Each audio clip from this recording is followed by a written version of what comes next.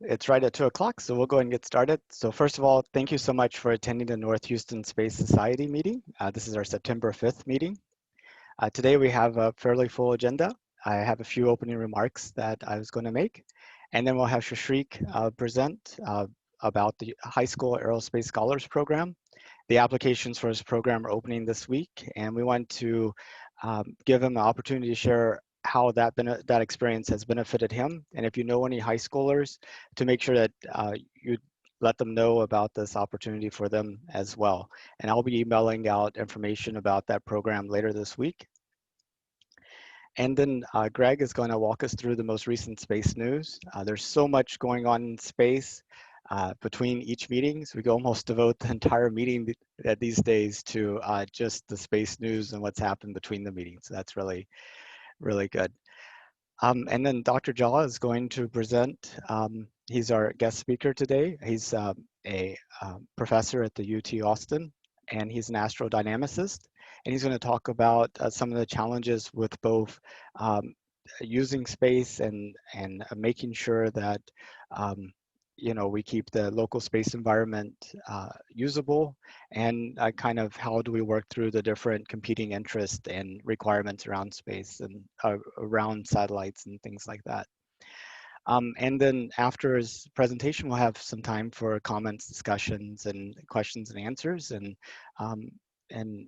if there's time, I would like to give you an opportunity to share out any of your personal experiences related to space since the last meeting. Did you watch a launch? Did you go see a talk or anything like that?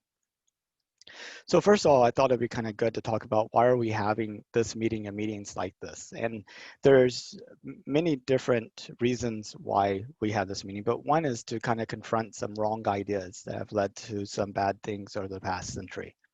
And one of those wrong ideas is that resources are limited. Now, resources are indeed to some extent limited, but our ability to stretch them is, we're able to make more out of what we have by using ingenuity and development and what have you. But the idea that resources are limited, of course, leads to other wrong ideas, such as not enough to go around, leading people making sure that they get their own. It kind of creates the logic behind war. It puts us in this win-lose mentality. In order for me to win, other people have to lose. And then some people are more deserving than others. Kind of is one of the outcomes of this. And then people are really focused on making sure their team wins and that they're on the winning team. So these are kind of all ideas that directly flow out of the idea that resources are limited. But the thing is, resources are limited is actually not the right idea, because in nature, resources don't actually exist. You have raw materials that do. Like, for example, crops don't exist in nature, land exists in nature, and it's through human ingenuity that we take the raw materials of land and turn them into crops. And just like oil is not a resource until we developed a way to create the combustion engine, electricity wasn't a resource until we learned how to generate it and transmit it and use it in lights and things like this. So it's really through human ingenuity that we are able to take these raw materials and turn them into resources. And what that means is every brain that's out there that we can actually get to figure out new ways of taking these natural resources and turn them into, these naturally occurring raw materials and turn them into resources, the better it'd be for all of us. And even the raw materials themselves aren't as limited as we might think, because the materials in the solar system, only a minute fraction of them exist on Earth. The vast majority of them are in other places. And what you're going to see over the course of today is that we are figuring out ways to access those resources cheaper and easier. But whenever you think of resources, what is more limited than land? There's only a certain amount of land. The joke goes, buy land, they're not making more of it. But if you look at kind of like crops produced from land over time, this is the amount of corn produced per hectare from 1866 into just this decade. you can see that we were able to increase it by fourfold. And this is done through ingenuity. And you can see the same trend occur with other crops as well.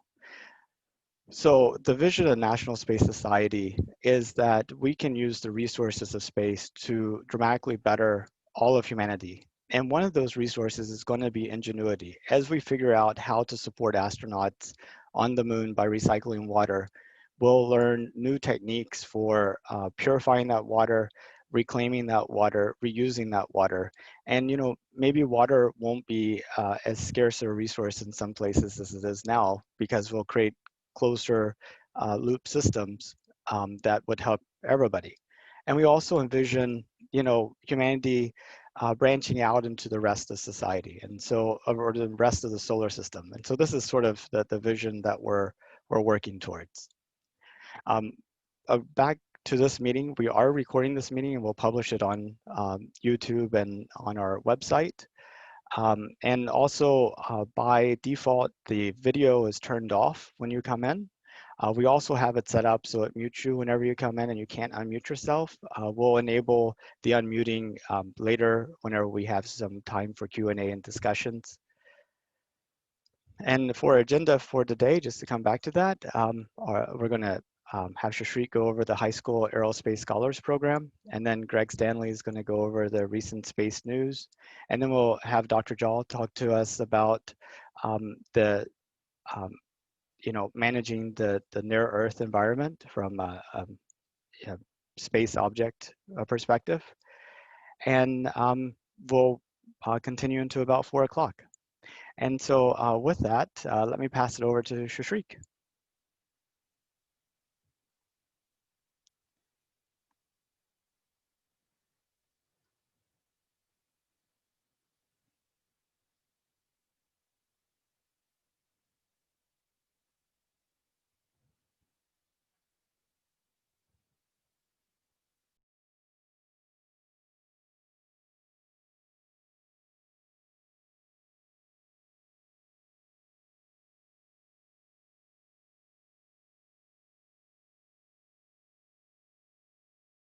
Shashrik, it looks like you're unmuted, but I can't actually hear you.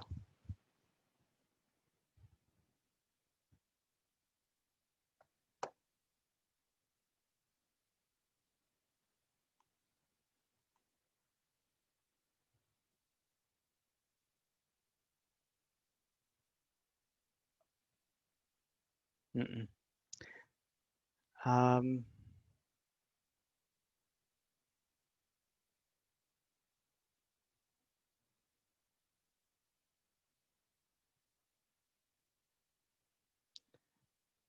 Yeah, I was able to hear you earlier when you first joined, but right now I can't. Oh, there we go. I hear something. You can hear. Okay, I'm sorry. I'm not sure what happened there. My headphones were working a minute ago, so. Awesome. Okay. Let me go and start again. Sure thing. um, yeah, so I first want to thank Nathan for allowing me to talk at this meeting about my experience in the high school aerospace scholars program. My name's Shashrik, so we'll go ahead and get started. So for today's agenda, I'll talk about just a brief bio about me. I'll explain a little bit about the high school aerospace scholars program, and then I'll talk about my overall experience in the program, and then we'll end it with the Q&A. So about me, currently I'm a senior at Texas A&M. I'm studying computer engineering with a minor in math. Previously, I've interned at companies like Chevron and State Street as a software engineer. I also help out in a nonprofit by serving as the director of technology. And my interests mainly lie in areas of machine learning, data science, and space travel as a whole. I'm really interested in like the Mars mission and the what Elon Musk is really doing in that area. So basically every time he talks about that, it increases my interest level.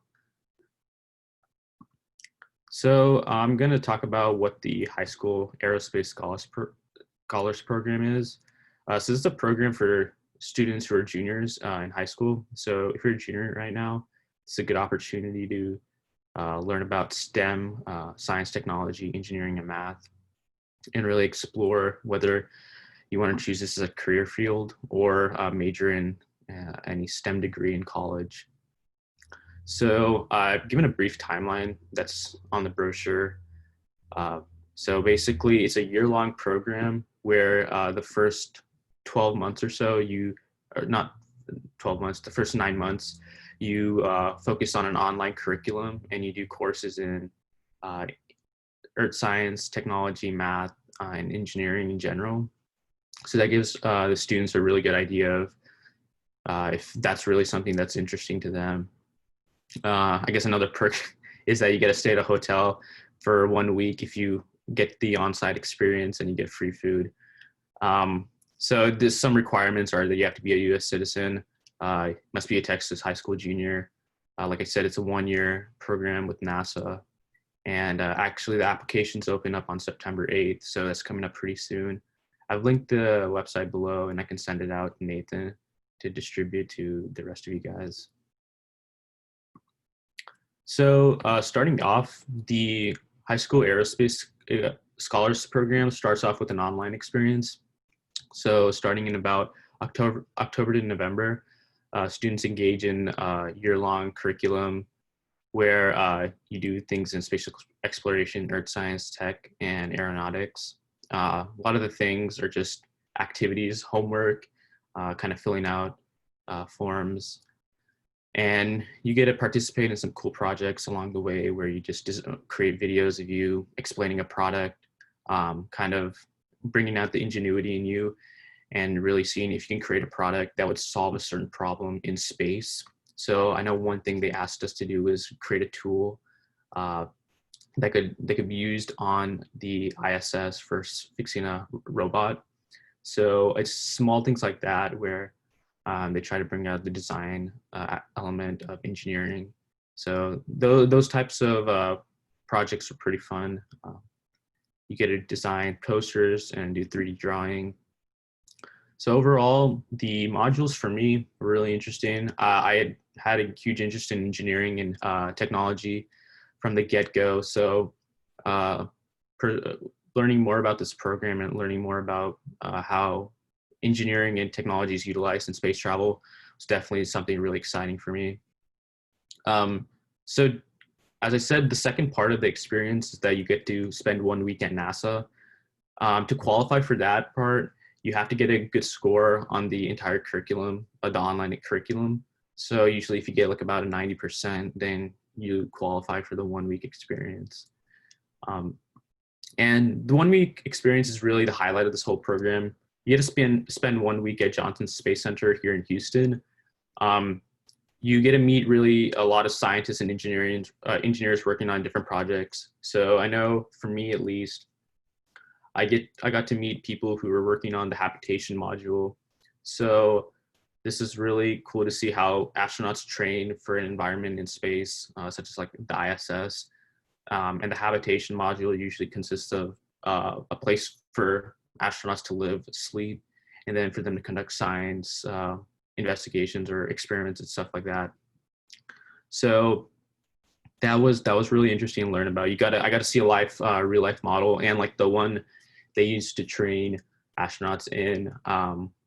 It was pretty cool to see, and at that time there wasn't anyone in the training. So, but we got to see how the whole environment looks, and it's really just like a sight for sore eyes. Other than that, you get to tour the Johnson Space Center. So other than going through the visitor center and seeing all the cool things we would usually see at Johnson Space Center, you get also tour the office environments. So you get to see where people work.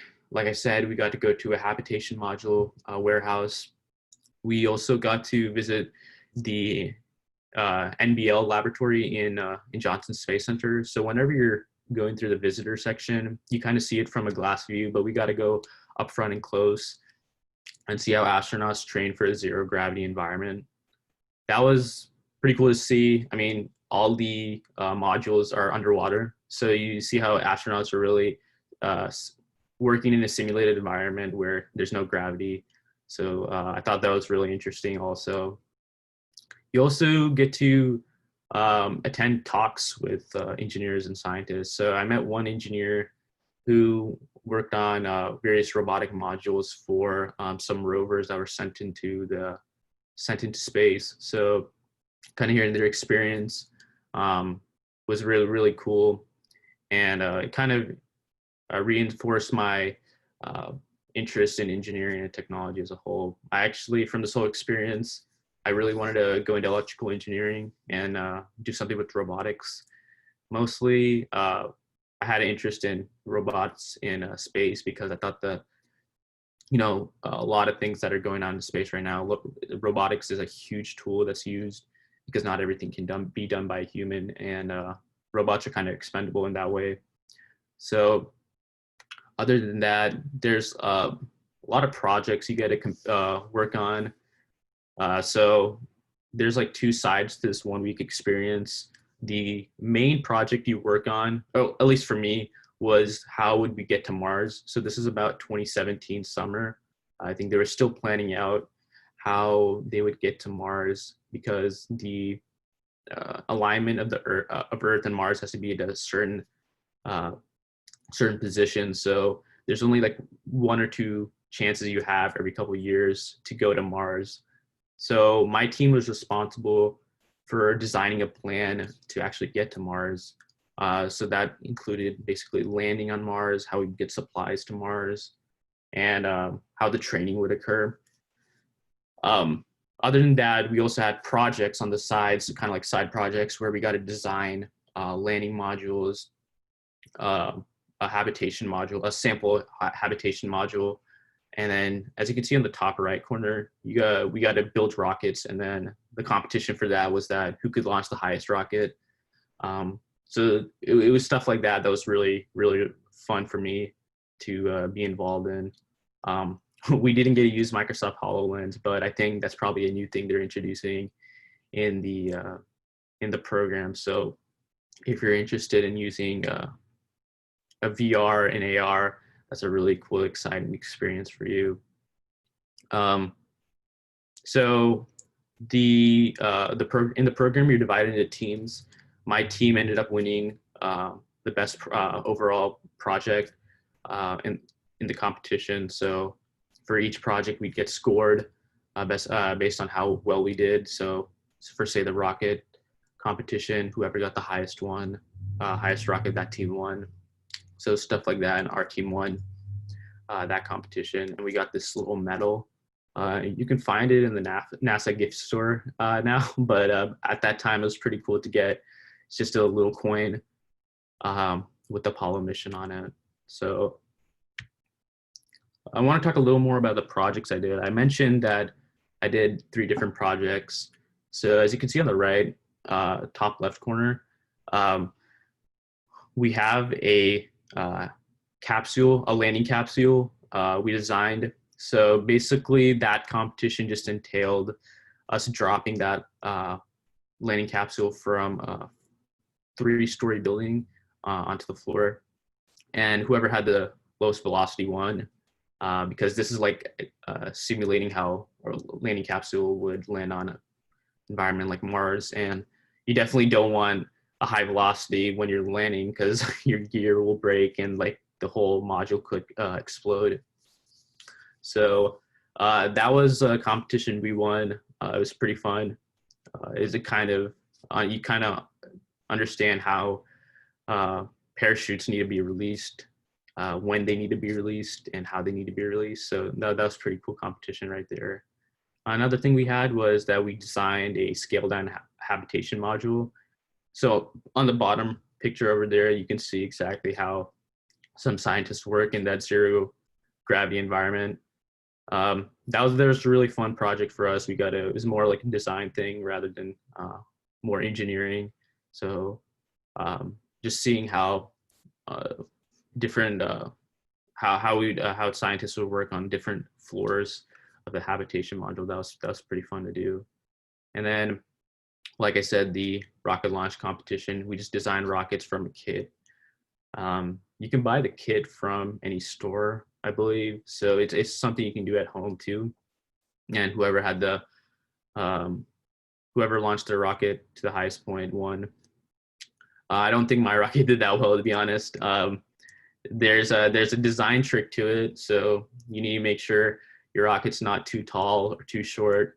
So there's definitely some calculations involved into the math. So that's definitely something that was really fun for me. And then, like I said, aside from our side projects, we had a main project. For us, it was the mission to Mars.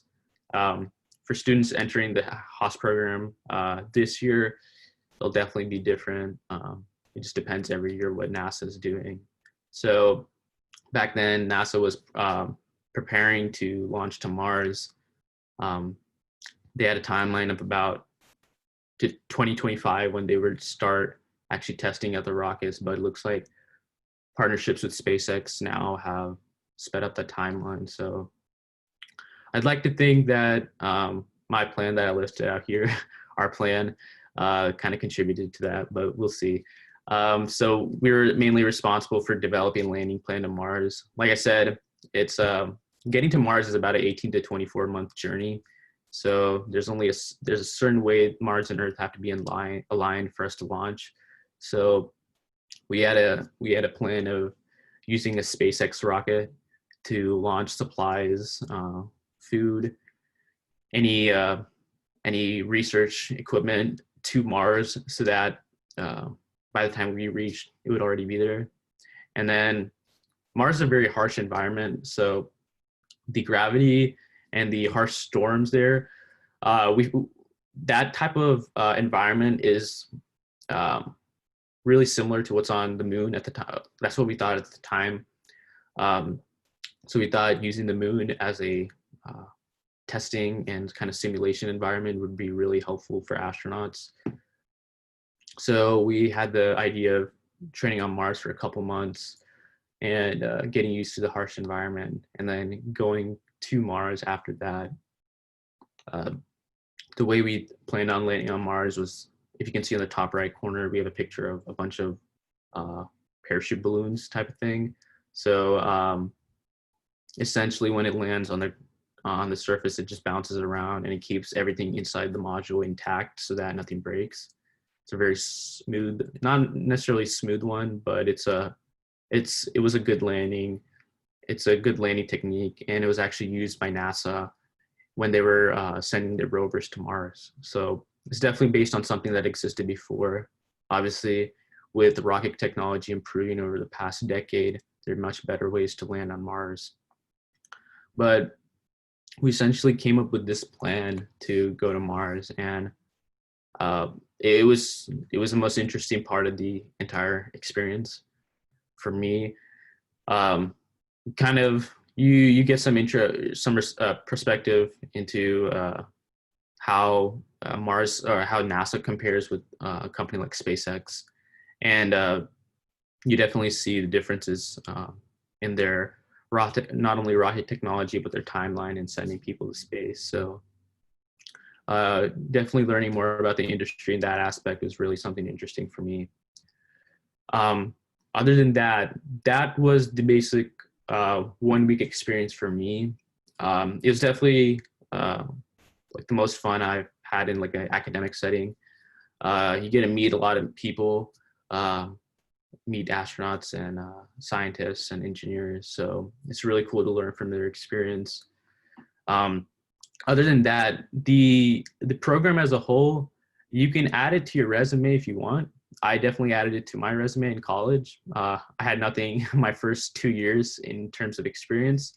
So whenever I showed this to my employers or potential employers, they always asked about, oh, what you do at NASA? Can you explain more about it? So it's definitely an experience you can put on your resume and talk a lot about in college.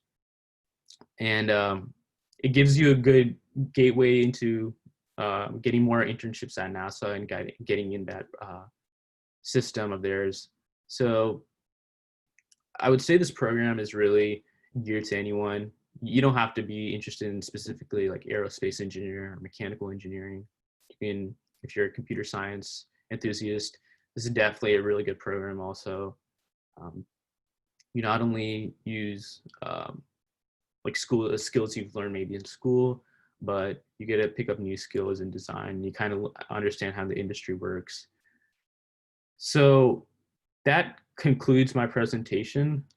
I'd like to leave the floor open to any questions you guys might have about, just the experience overall, the program, or just about me. So.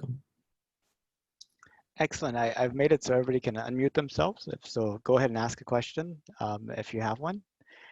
Well, Shashrik, one question I had was, did you develop any like contacts that you still keep in touch with since you attended the program? No, so actually they're all retired. So none of them work at NASA, but I got contact of the project manager of our team. And there was one scientist that I met that I kept in contact with. But other than that, I still keep in contact with some of the teammates I had during the experience. All of us were in the same grade, so and a lot of us had the same interests in terms of major. So occasionally I text some of them on our group chat. So yeah, those are, I definitely think the connections I made there were really good. So. Excellent. Robin, I see you have your hand up. I can unmute you, I guess. Or...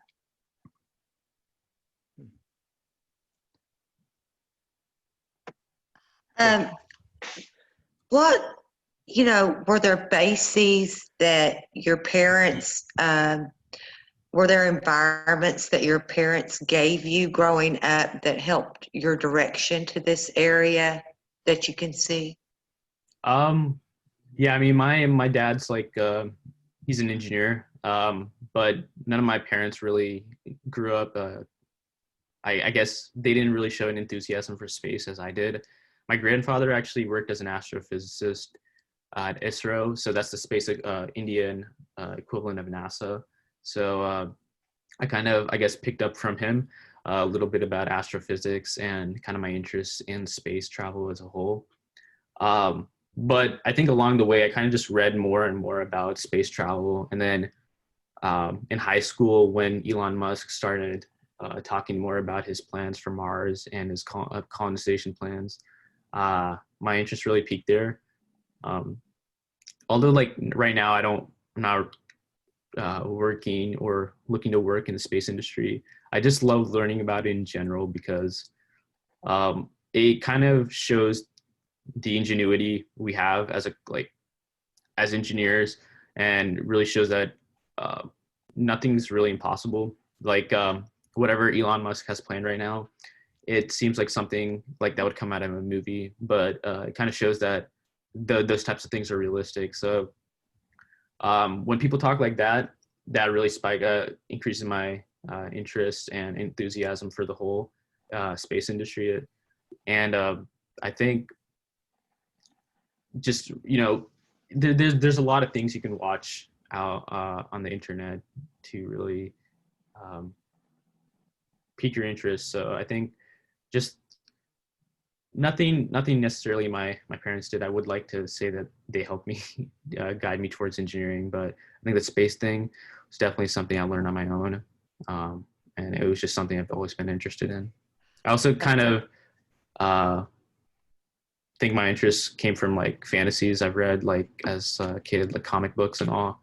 A lot of it has to do with aliens in space. So I always dreamt and imagined that somehow there were aliens and other forms of life beyond our planet and galaxy. So I think if you have the kind of imagination and kind of think that, the impossible is possible, there's a lot of things you can achieve in space travel, and there's a lot of ideas you can get. So it's pretty cool to learn about in that aspect. I definitely agree with you. And it's good to have you here. Will you be around at the end of the meeting as well if people have additional questions? Yeah. I'll stick around for I actually want to hear Director Jaw's presentation too. So. Awesome. Well, with that note, Greg, why don't we go ahead and move on to space news? Okay.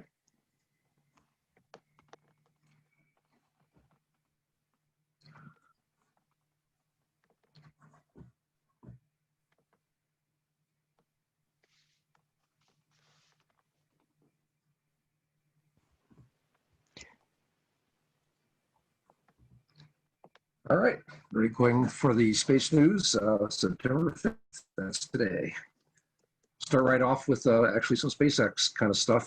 This time they launched 3 separate launches of Starlink satellites. Now we've talked about Starlink before. You know, it's going to be a constellation of, well, 12,000 or more satellites providing worldwide internet service. And they need really 1,440 as their kind of their phase 1 intermediate goal. They're up to 713 now. These 3 launches put up 175 of those satellites, plus 5 rideshares.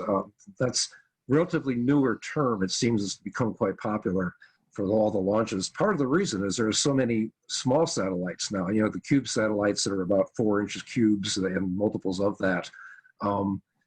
An awful lot of people want to put up these really small satellites, and so they managed to sneak aboard the larger launches. And so in this case, there were 5 of those.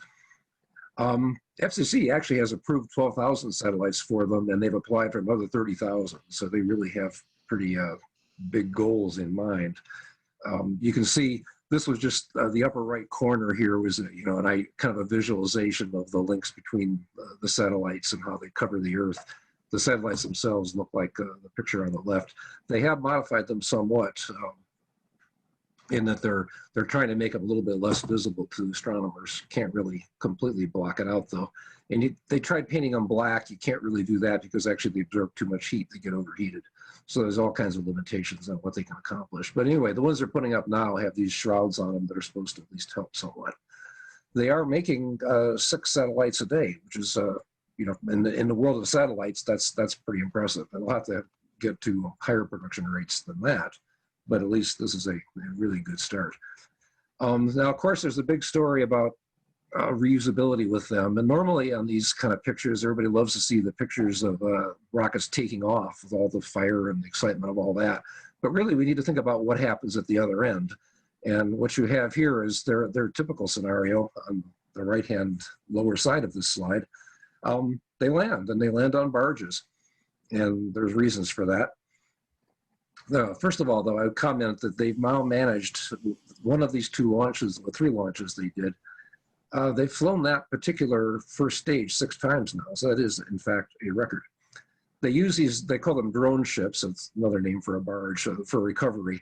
You can think of them as being about the size of a football field, 300 feet long, 170 feet wide, main landing area, and then they have some places to hide equipment, essentially. And they need to do that because when the booster stages are landing, of course, there's a lot of flame and they can't really have more sensitive equipment covered. So you see these little areas on the side. Now, these things are actually autonomous, which is kind of interesting. That is, that during the actual recovery operations, they don't have any people on them. They just move around. They have their own thrusters. There's 4 300 horsepower engines around the size of this thing to move it around, and they can keep it within about a 10-foot radius based on GPS. But other than that, you know, so they do that landing autonomously. Now, once the first stage has landed on this thing, then there is the little robot that comes out. They call it the octograbber. It has 4, you know, it has 4 things that reach up. I don't know if you can see them in this picture very well, but it has 4 little hydraulic jacks that reach up and clamp onto the bottom of the rocket. It's called an octograbber because the overall leg assemblies are called the octaweb because of the double supports they have. So that's kind of interesting. People for a while were debating whether those were really fully autonomous as well, the octograbber. And it turned out they're not. Those are remote operated, at least now. Although certainly in general, SpaceX is trying to make as many things autonomous as they possibly can to speed up, improve the reliability and to speed up the operations. So now we've gotten kind of used to them landing on barges. We actually don't need to think that they absolutely need those barges, though. There are times when they don't. And I'm going to mangle a line from an old Western movie. Barges? We don't need no stinking barges. And proof of that was a recent launch on August 30th. It was another Falcon 9 launch from Florida.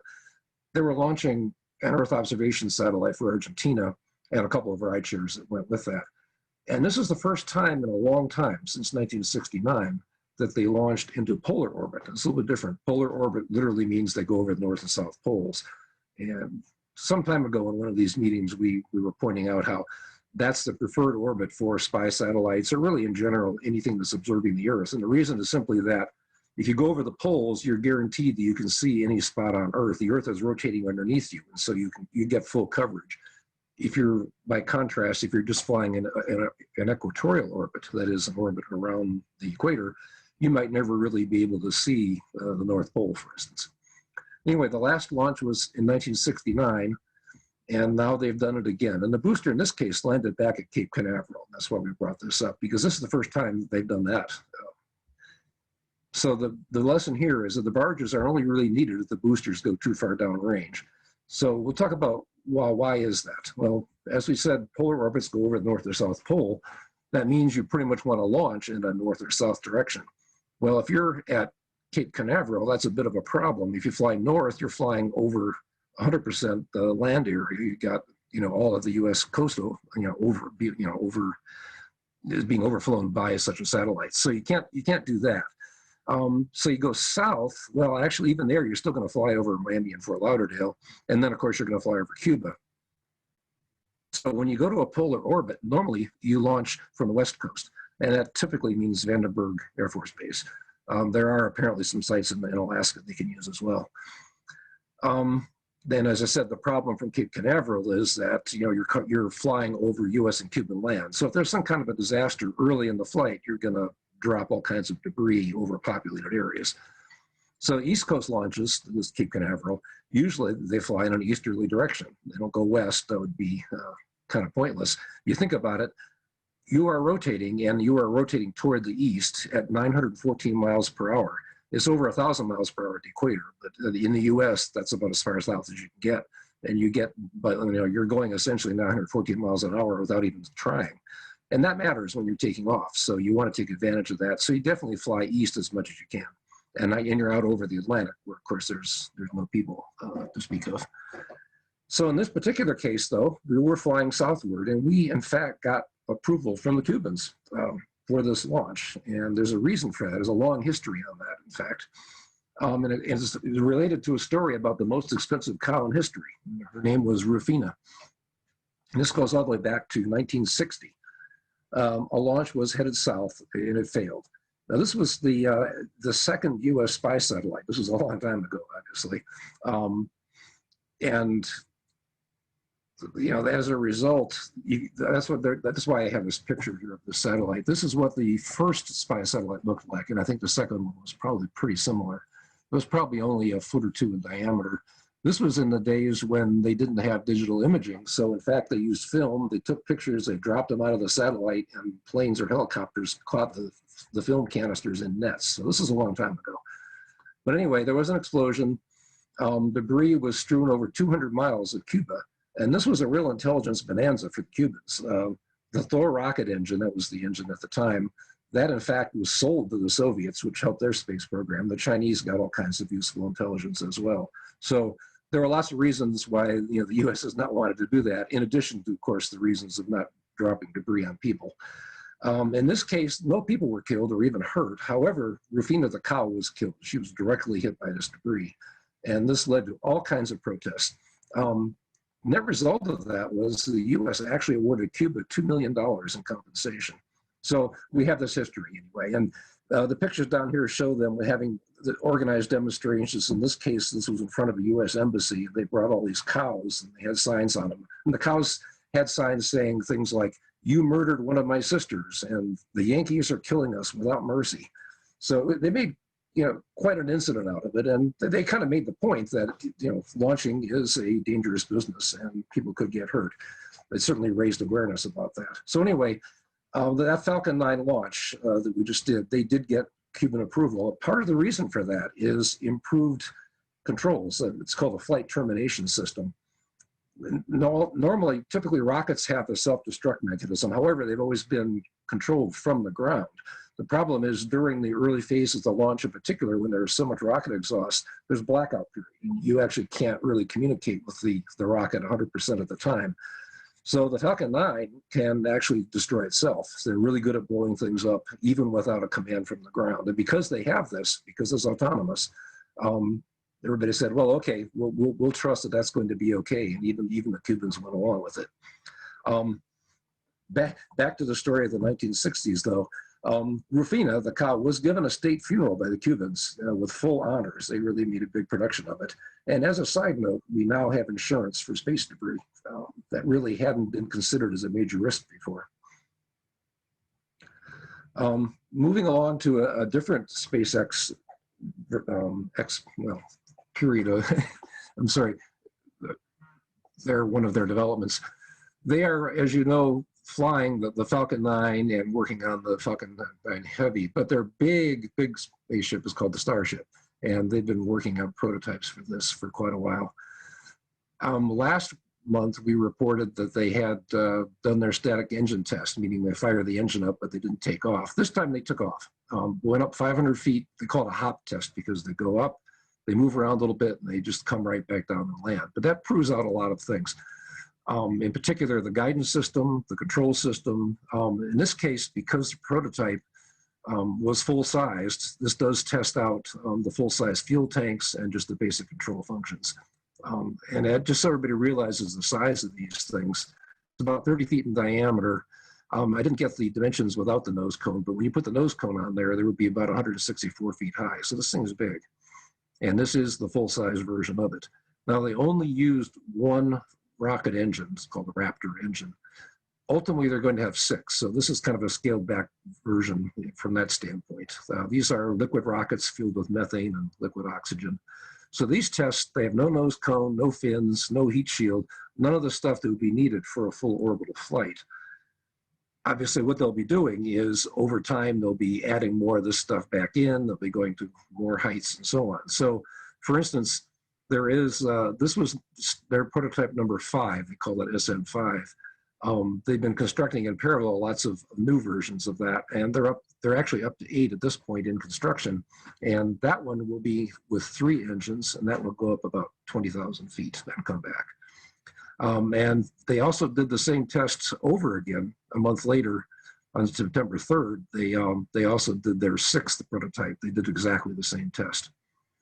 Just to keep the size in mind here, the overall Starship configuration, when you add in the Falcon's super heavy first stage, that'll have over 30 of these engines, and the total height of this thing will be 394 feet. And their goal will be to carry about 220,000 pounds into a low Earth orbit, less to a higher orbit, of course. On the right here, this is what it looked like. Everybody calls this thing a flying grain silo. For obvious reasons, it looks like a grain silo. But it'll get more aerodynamic looking as they start adding in the nose cone, adding in the fins, and so on. In a different note, the Department of Defense for the U.S. has selected 2 primary companies for rocket launches for quite a period of time, 2022 through 2027. This is about $1 billion a year, about 34 launches. You know, it's sort of open-ended in that case. And what they did is they split it up. There were 4 people vying for this. 2 got in. United Launch Alliance gets 60% of the launches, and United Launch Alliance is Boeing and Lockheed Martin. And the other 40% goes to SpaceX. And they beat out 2 other teams, Blue Origin and Northrop Grumman. Now, Northrop Grumman, they actually will still come out all right, as we'll find out in a minute. But they had designed a rocket specifically to get this contract called the Omega A, or just the Omega. They didn't get that. That probably will be the end of that particular rocket. Now, the assumption on the ULA rockets is that it will actually fairly soon switch over to this new Vulcan, which is replacing the old Atlas V rockets, and using a Centaur second stage, which is what they have been using. But this is a military contract. Typically, they like to maintain the industrial base. So the losers don't lose everything. It's kind of interesting. So Vulcan will fly up there, but it will fly with Blue Origin engines. So Blue Origin still gets something out of this. The big thing from the American standpoint is this eliminates the dependence on the Russian main engine, the RD-180 engine we talked about last time, which has really been the mainstay of all these large rockets. Also, the Vulcan, for its rocket boosters, it uses solid boosters from Northrop Grumman. They seem to specialize in the solid rocket boosters. In fact, Grumman also supplies the ones for NASA with their SLS program, and also for the Air Force for ICBM. So Northrop Grumman seems to specialize in the solid rocket boosters, and they still have a good business with that. In fact, their other military businesses far in excess of the amount of this contract. So they're not really complaining a whole lot. Now, this was really should have been sort of a triumph for Elon Musk and SpaceX, because they had brought lawsuits going back, 6 or so years, complaining that they weren't getting business and they really should. But he was really upset with this, that he only got 40%. So you can call that a sore winner kind of mentality. He was tweeting, and he actually tweeted this, that because the rockets are not reusable, it'll become obvious over time that ULA is a complete waste of taxpayer money. He doesn't beat around the bush on these things. And as he said before, he would say that nobody would suggest buying airplanes that fly only once and then crash in the ocean. That would be absurd. So he said those kind of things before. Launch Alliance basically just said, we congratulate SpaceX, pretty much. Now, of course, they probably are somewhat sensitive to these complaints that they're not recovering anything. So they have actually talked about recovering the spent rockets from the boosters, the ones that are shown here on the right, on their rocket falling off. There's no real evidence that they really have done much about that yet, but chances are they'll do something, and they'll probably feel they have to because it just looks bad not to. On a different note, China is really shaping up as probably the main strategic competitor in space for the United States. We've talked before about their, they have rovers on the far side of the moon. They're building a space station, and now they're looking. And this is something new for them. They're looking for foreign partners for a lunar space station, and that would be at the South Pole. That's a very coveted region because everybody believes there's a lot of water deposits there. If you're going to make rocket fuel, or if you're going to make breathable air, you can extract the hydrogen and the water, the hydrogen and the oxygen from the water there. So that's considered a prime location to go. So their plans, and they've announced these now, are they're going to develop through robotic missions in the 2020s and even more into 2030s. So they'll have a long-term robotic presence and some short-term human presence in the 2030s. Longer-term, humans would be there permanently, maybe in 2036 or so. And they've been recruiting partners. Very likely they'll go with the Russians. Actually, the Europeans are interested too. The European Space Agency has expressed some interest in this. And I'll just comment again that this is a shift in policy. They really haven't done much in the way of cooperation with other countries before.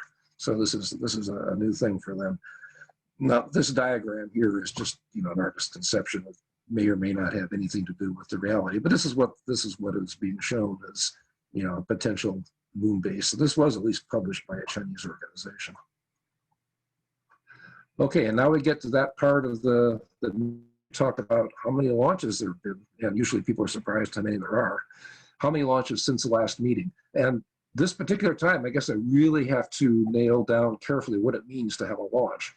We said before that this includes failed launches, but we have to add now only if they lift off the launch pad.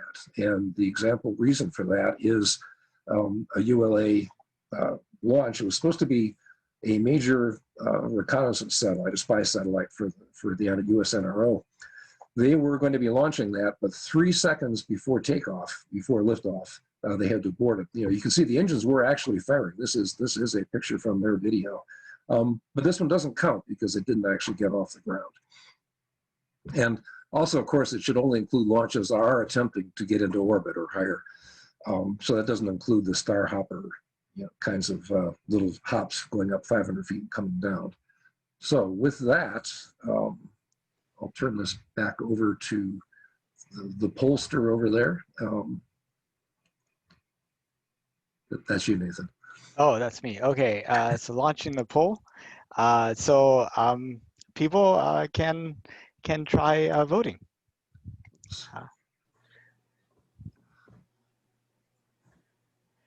We got 1 for less than 5, 2, 3 for less than 5. 1 for 8, 1 for 10. It looks like 4 for less than 5, 1 for 6. Should we have the Jeopardy theme song music going, or? Yeah, I did. It accidentally started up in the middle instead of the end, so sorry about that. Oh, no worries. Let's see. I couldn't get to it in time. It turned out that the Zoom had covered up my my window for the media player. Anyway, okay, is everybody done on their guesses? It looks like we have 52% of people participated. So I guess we're good. It looks like most of the people are less than 5, with a couple of 8, and then 1 at 6 and 1 in 10. Do we have any winners? Well, we have a winner at 10. Oh, wow. So it's probably more than most people were expecting. So here's what's gone on in just this last month. That was meeting since August 1st. Several interesting wins here that happened pretty recently here. The Chinese had a surprise launch that they hadn't announced ahead of time. They launched an experimental reusable space plane. This is kind of like the U.S. has one of those too. They do a lot of secret work with. It's like the X-37 or something, X-37B. These things go into orbit for varying periods of time, but they're typically called space planes because then they can land at any airport if they need to. Anyway, they launched one of those. We talked about the 3 Starlink launches, of course, and there are lots of other launches out here though. The Europeans are coming back in force. They have a rocket called the Vega, which is oriented towards smaller loads. In their particular case, they launched 53 satellites.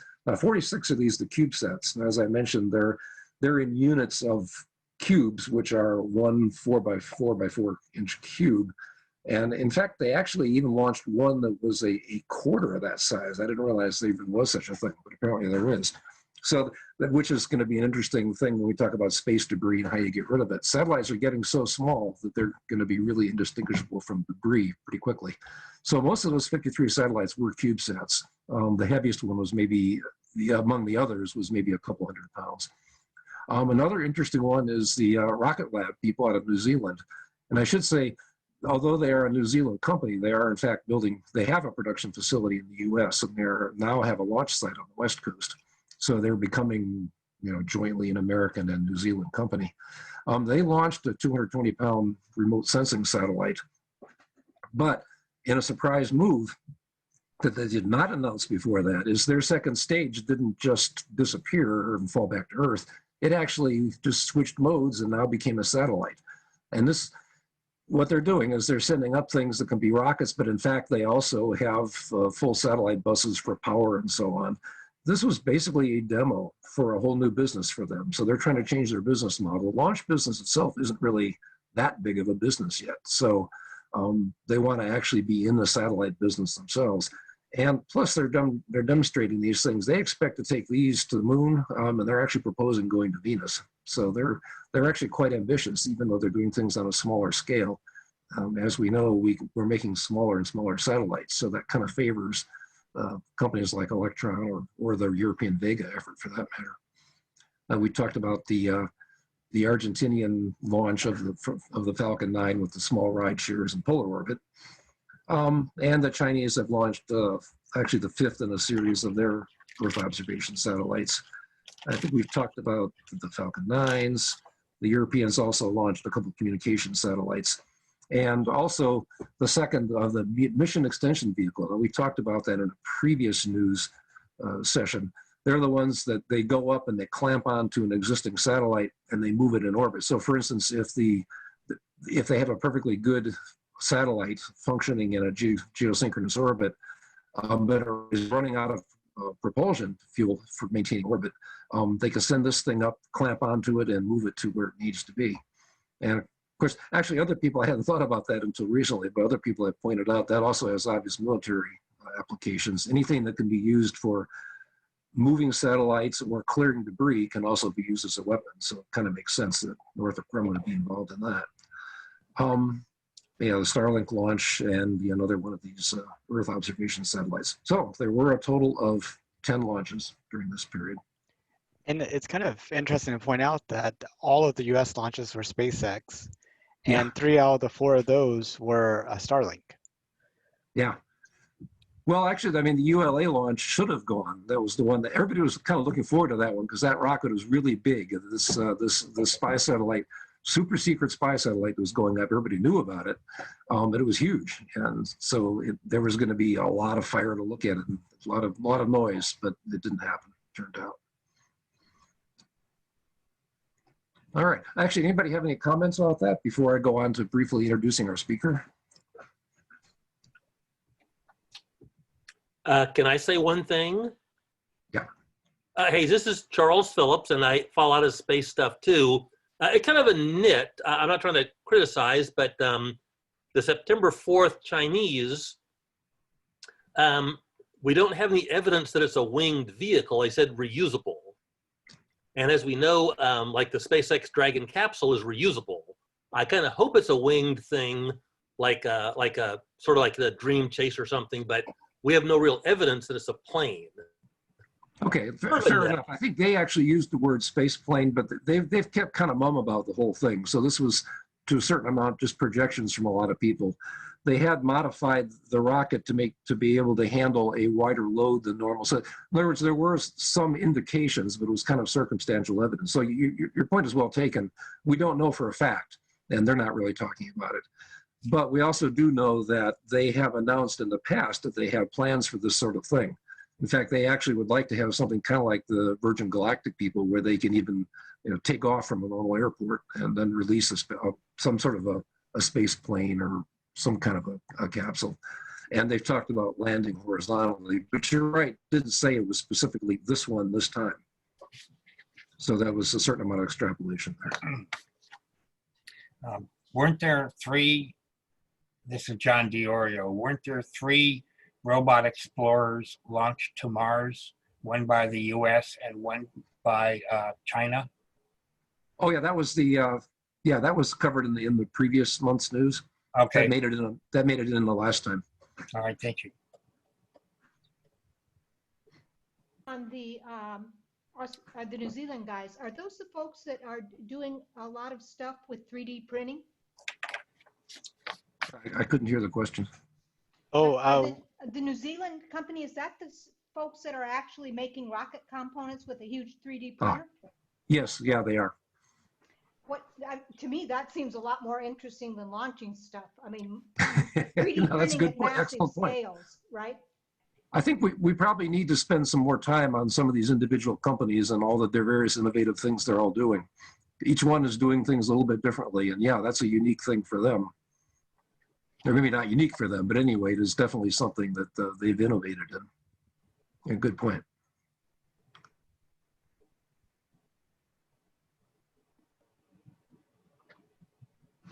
Okay, well, if there's nothing further, we'll go on to introducing our next speaker here, Dr. Marie Barges.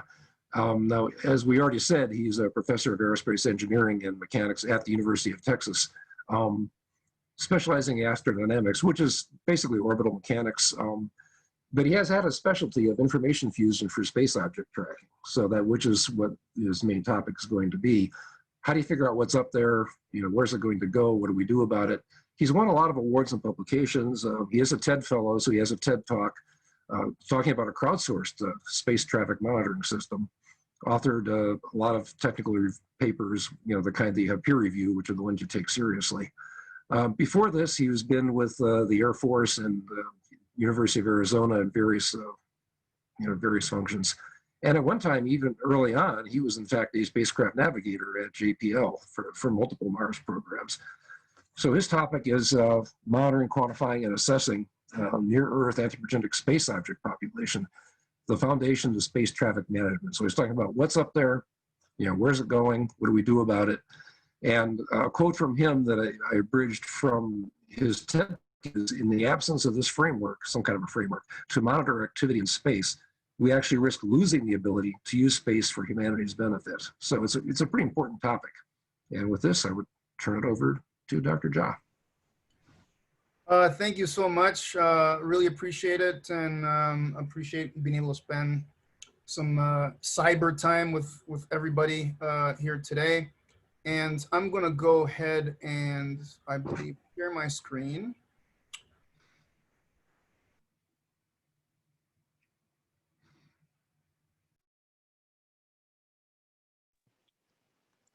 Dr. Jha, sorry, I accidentally muted you. You did mute me, yeah. Yeah, the people switched in the order before anyway, sorry. That's all right. You had it planned all along. I see how it is, man. This is the reception that I get with the Houston chapter. All right. So okay. So hopefully everybody can see this on your screen, kind of large or something. Yes. Can you see this? Can you see Yes, I can see it. Okay. Perfect. All right. Just want to make sure that this thing is working. Can everybody see that some slide that says assumed space object population? Yes, I can see that too. Okay. Awesome. So yeah, if I was standing in the same room with you, then it would be obvious to me, but sometimes you never know what Zoom's doing. So yeah, let's start here, right? We started launching things with Sputnik many decades ago. These are anthropogenic space objects, so human-made, human-derived, and the number of objects has been increasing with time, as you can imagine. More and more countries basically having services and capabilities that are space-based. And out of all these objects, the trackable set, so we can't measure the whole population. So we say assumed because we can't measure everything that's up there, and we never will be able to. And so, you know, descriptive statistics is when you can measure everything and then come up with a tally on what the demographics of this anthropogenic space object population are, but we can't measure everything, so it has to be statistical inference is what we have to invoke. And out of all the stuff that presumably is up there, we can track roughly about 26,000 of these anthropogenic space objects, ranging in size from, let's say, your cell phone all the way up to the space station in various orbital regimes, which I'm going to show you here in a little bit. And from these 26,000 about you know, objects that we can track, that we can measure, there's probably about 3,000 of these that work, and everything else is dead for all intents and purposes, space debris, space garbage. What kind of comprises this population of dead stuff? You know, upper stages, rocket bodies, things that have exploded, fragments of stuff, covers that, you know, go on the lenses of cameras that you pop off intentionally. We used to use pyrotechnics we used to have satellites bolted onto stuff, and then we used to use pyrotechnics to like blow the bolts off and release the satellite. So during all those things early on, mission-related debris. So those like, you know, just as a way of doing business, we would litter things. I'm sure that comes across as a shock to everybody that humans would do such a thing. So anyway, there's a lot of filth up there, and most of the stuff up there is filth. It's not usable. But you know, we have a new space age, space race. And it's mainly led by industry, by commerce. SpaceX with Starlinks, Amazon with Project Kuiper, OneWeb, and many others.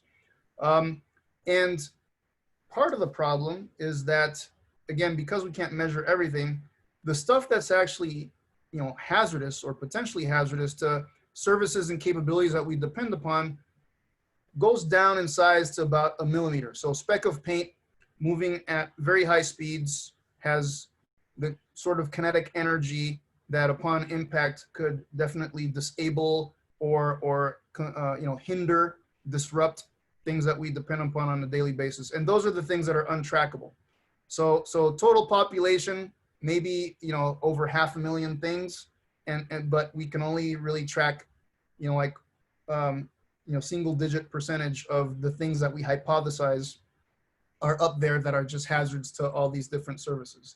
So we understand some of the sources of the population of anthropogenic space objects. We understand some of the sinks, but it's not, there's still science that needs to be done to really understand and quantify this stuff.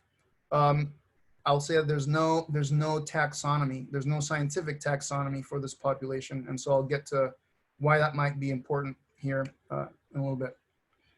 So there's this thing called Space Situational Awareness, or SSA.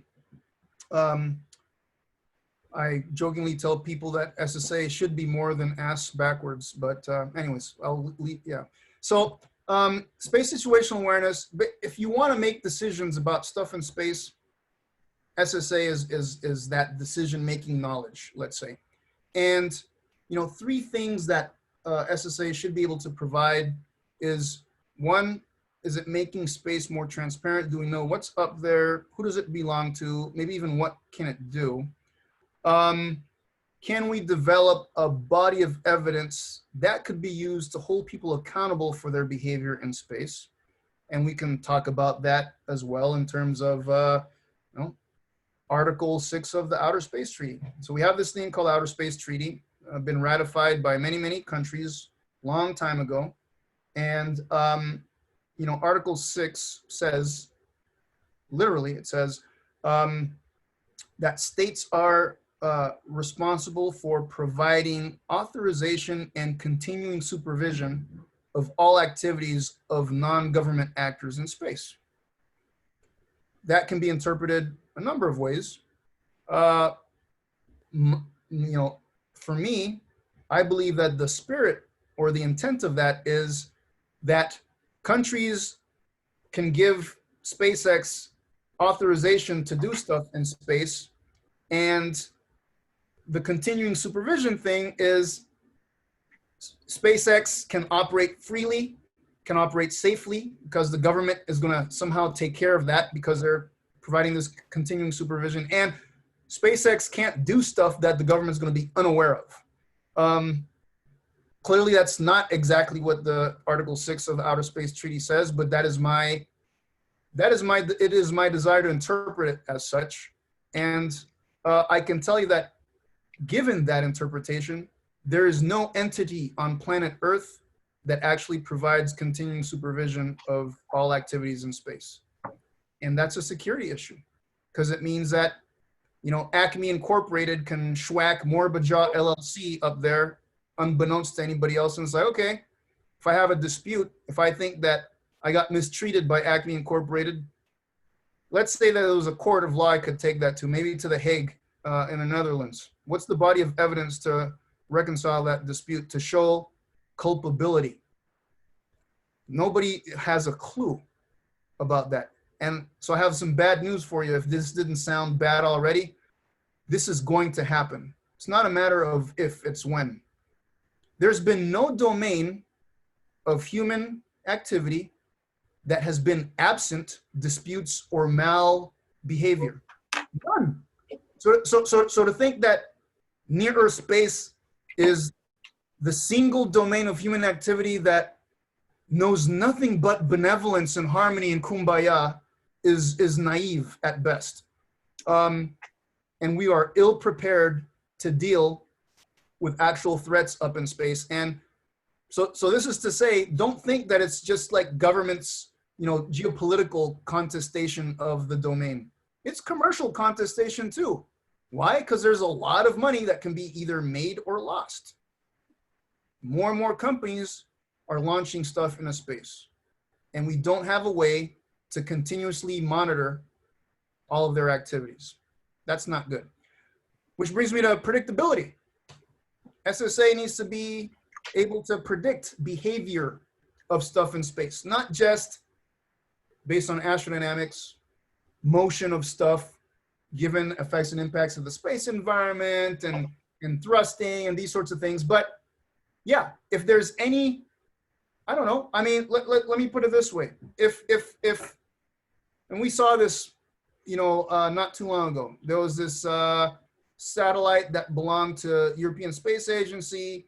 There was some conjunction warning between them and one of these Starlinks, and it was in the news maybe last year, right? It's like European Space Agency tried to get a hold of SpaceX, and for whatever reason, I don't know, it was too late at night. They weren't answering phones or something, and ESA had to do this evasive maneuver, which they did not want to do. They felt that they shouldn't do it because they were there first, whatever, right? Which also brings me to, there are no agreed upon norms of behavior, you know, in terms of who moves out of the way. Is it the more expensive satellite? Is it the one that was there first? There are no norms of behavior when it comes to those rules of thumb to kind of keep everybody safe. So it's very difficult to predict what any given two objects are going to do, even just outside of the whole astrodynamics issue. Even when we have guidelines that people have signed up to, that they agree, like the United Nations Committee on Peaceful Use of Outer Space just got 21 guidelines for long-term sustainability adopted by consensus by over 90 countries last year. Okay, those are some common words that people sign to. Does everybody interpret that the same way? Of course not. Of course not. I'll put it to you this simply, right? The UN has a convention for registration of space objects from 1972. That, it's an easy read. You will see in there that there's like, I think 6 parameters that are requested of countries to register their objects with the UN. Something like, you know, orbit parameters, the periapsis, and these sorts of things. The node of the orbit, you know, some basic stuff. Which I can tell you that that level of basic information is just insufficient for space traffic monitoring. But it's what's in there, right, from 1972. One of the things that it says in there is it says countries are requested to register their objects as soon as is practicable. Those are the words, as soon as is practicable. And I can tell you, having one of my students looked at all the registration data historically, some countries have chosen to interpret that 4 years after they launch, that's as soon as is practicable. That's ridiculous. Really? 4 years? You got 6 numbers to just send over email or a fax to the UN. And it's going to take you 4 years to get to that. So this is to say that even when people sign legally binding stuff, the interpretation could be wildly different. And all of that has consequences, intentional and unintentional consequences. All right. In order to really be able to get to closing the loop on everything from observations. So it's like when people say, all right, talk to me more about this stuff, man. Put it together. Like, give me an idea of how do I build up to this idea of monitoring stuff in space. Okay, first of all, you start off with an environment. That environment is very dynamic. There are, I'm going to call them 4 external fields: gravitational, radiative, particulates, particles of stuff, and electromagnetic. Regardless whether or not, you know, humans existed or could put objects there, that environment exists. Okay, that's not a human. We don't drive those fields. Now, okay, now I have some object. I have my cell phone. I put this cell phone at 600-kilometer altitude with this. You know, here's this position and velocity vector for this cell phone made out of these specific materials, and maybe I give it a nice spin when I let it go at this initial condition at a specific time. Now the question is, how do these 4 fields interact with this object to drive its motion? So now we have translational dynamics, we have rotational dynamics, that sort of stuff. All right, so that's what's actually happening. Can we know what's really happening exactly? No. Because, you know, just like we have 5 senses, we need observations. Okay, so we have radars and telescopes. There's no truth sensor. The truth about all sensors is that all sensors lie. And so every single sensor suffers from biases or noise to some extent, finite resolution. Okay, so we have stuff up there. It's behaving the way it is.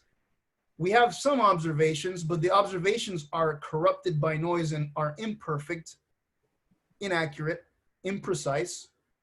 And somehow from that, then we need to infer what we believe or perceive is happening. And then on top of that, hopefully we can predict what these behaviors are going to be over some time period of hours, weeks, months, years. So it gets complicated. So there's this gentleman, John Boyd, who had this kind of notion of this thing called the OODA loop: observe, orient, decide, and act.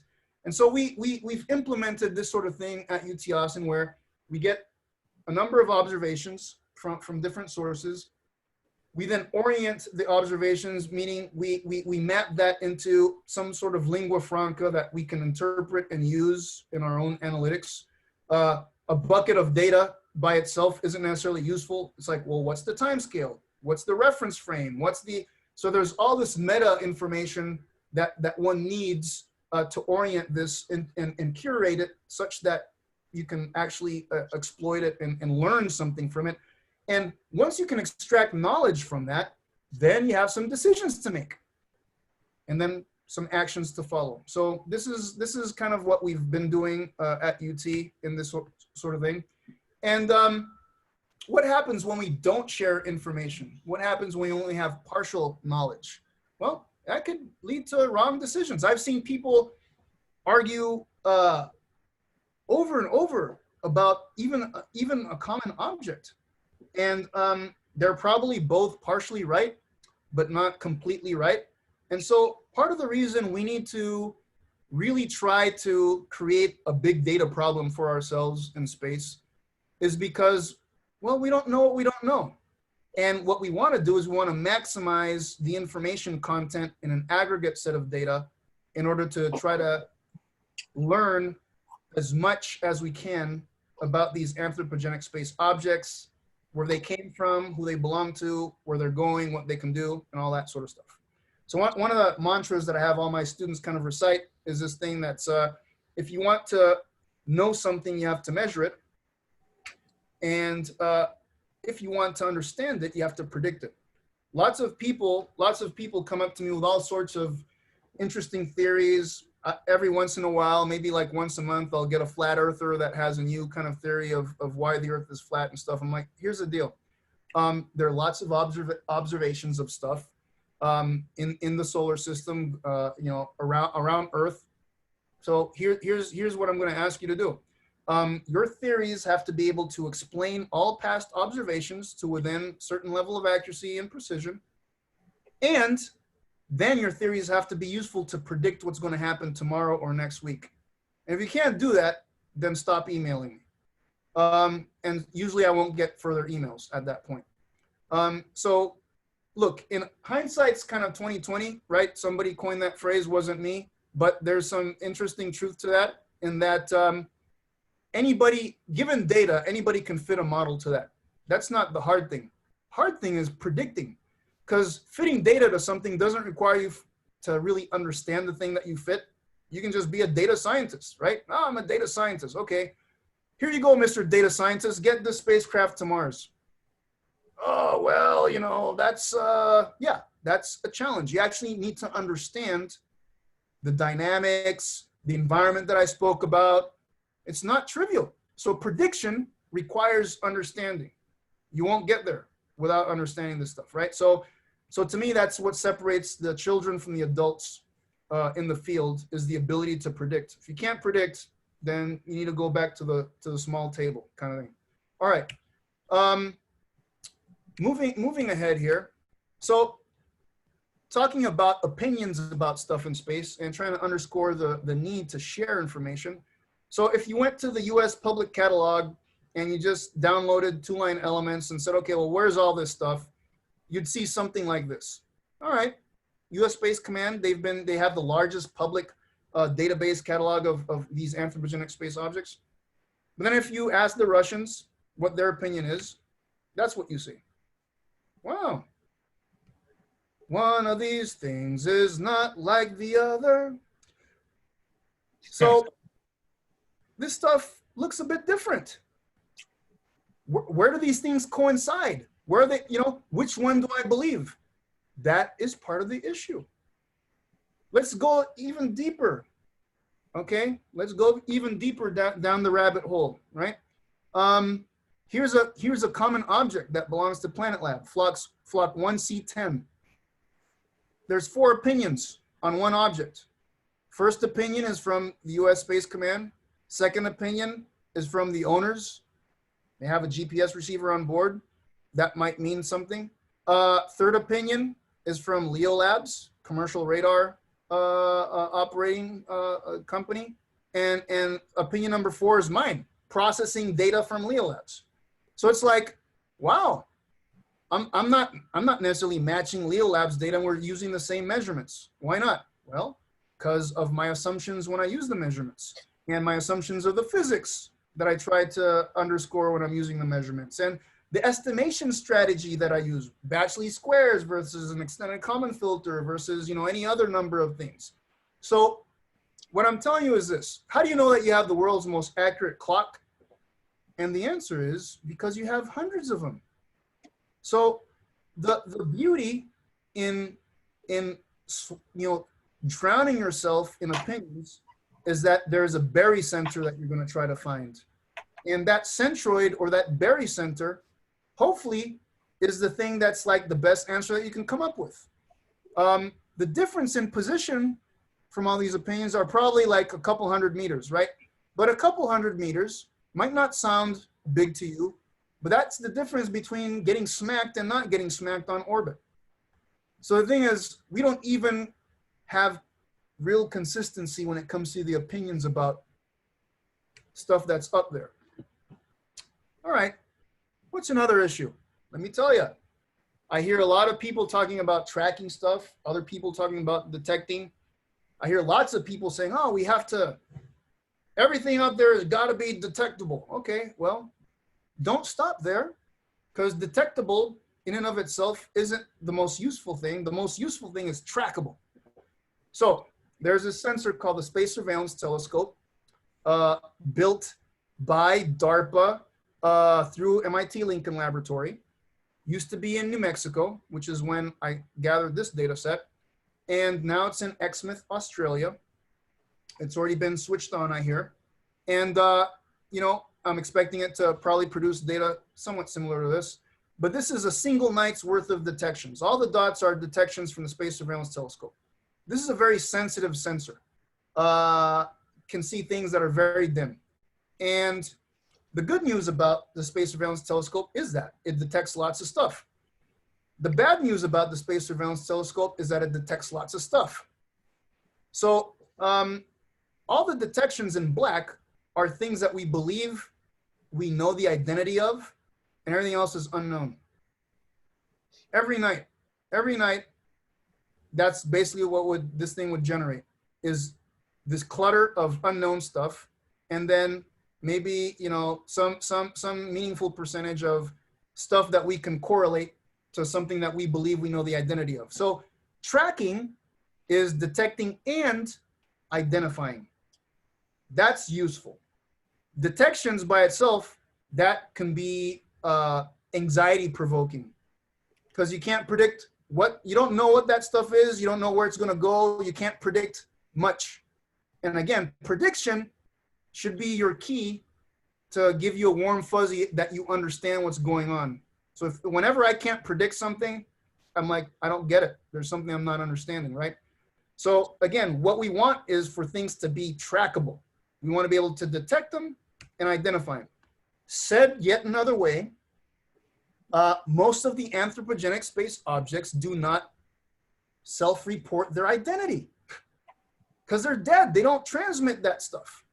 So if you have a bucket of observations at 3 different times, basically you have a bucket of observations. How do you know which dot is the same object between the buckets? So there's an identity crisis in near Earth orbit that we need to solve. And we don't get there unless we collaborate and share more data and these sorts of things. So I said, if you want to know something, you have to measure it. So it's all about the measurables. So starting on the far left, we have things that we measure. What we'd love to do is say, okay, what combination of the measurables give me things that I can physically quantify about an anthropogenic space object? And what combination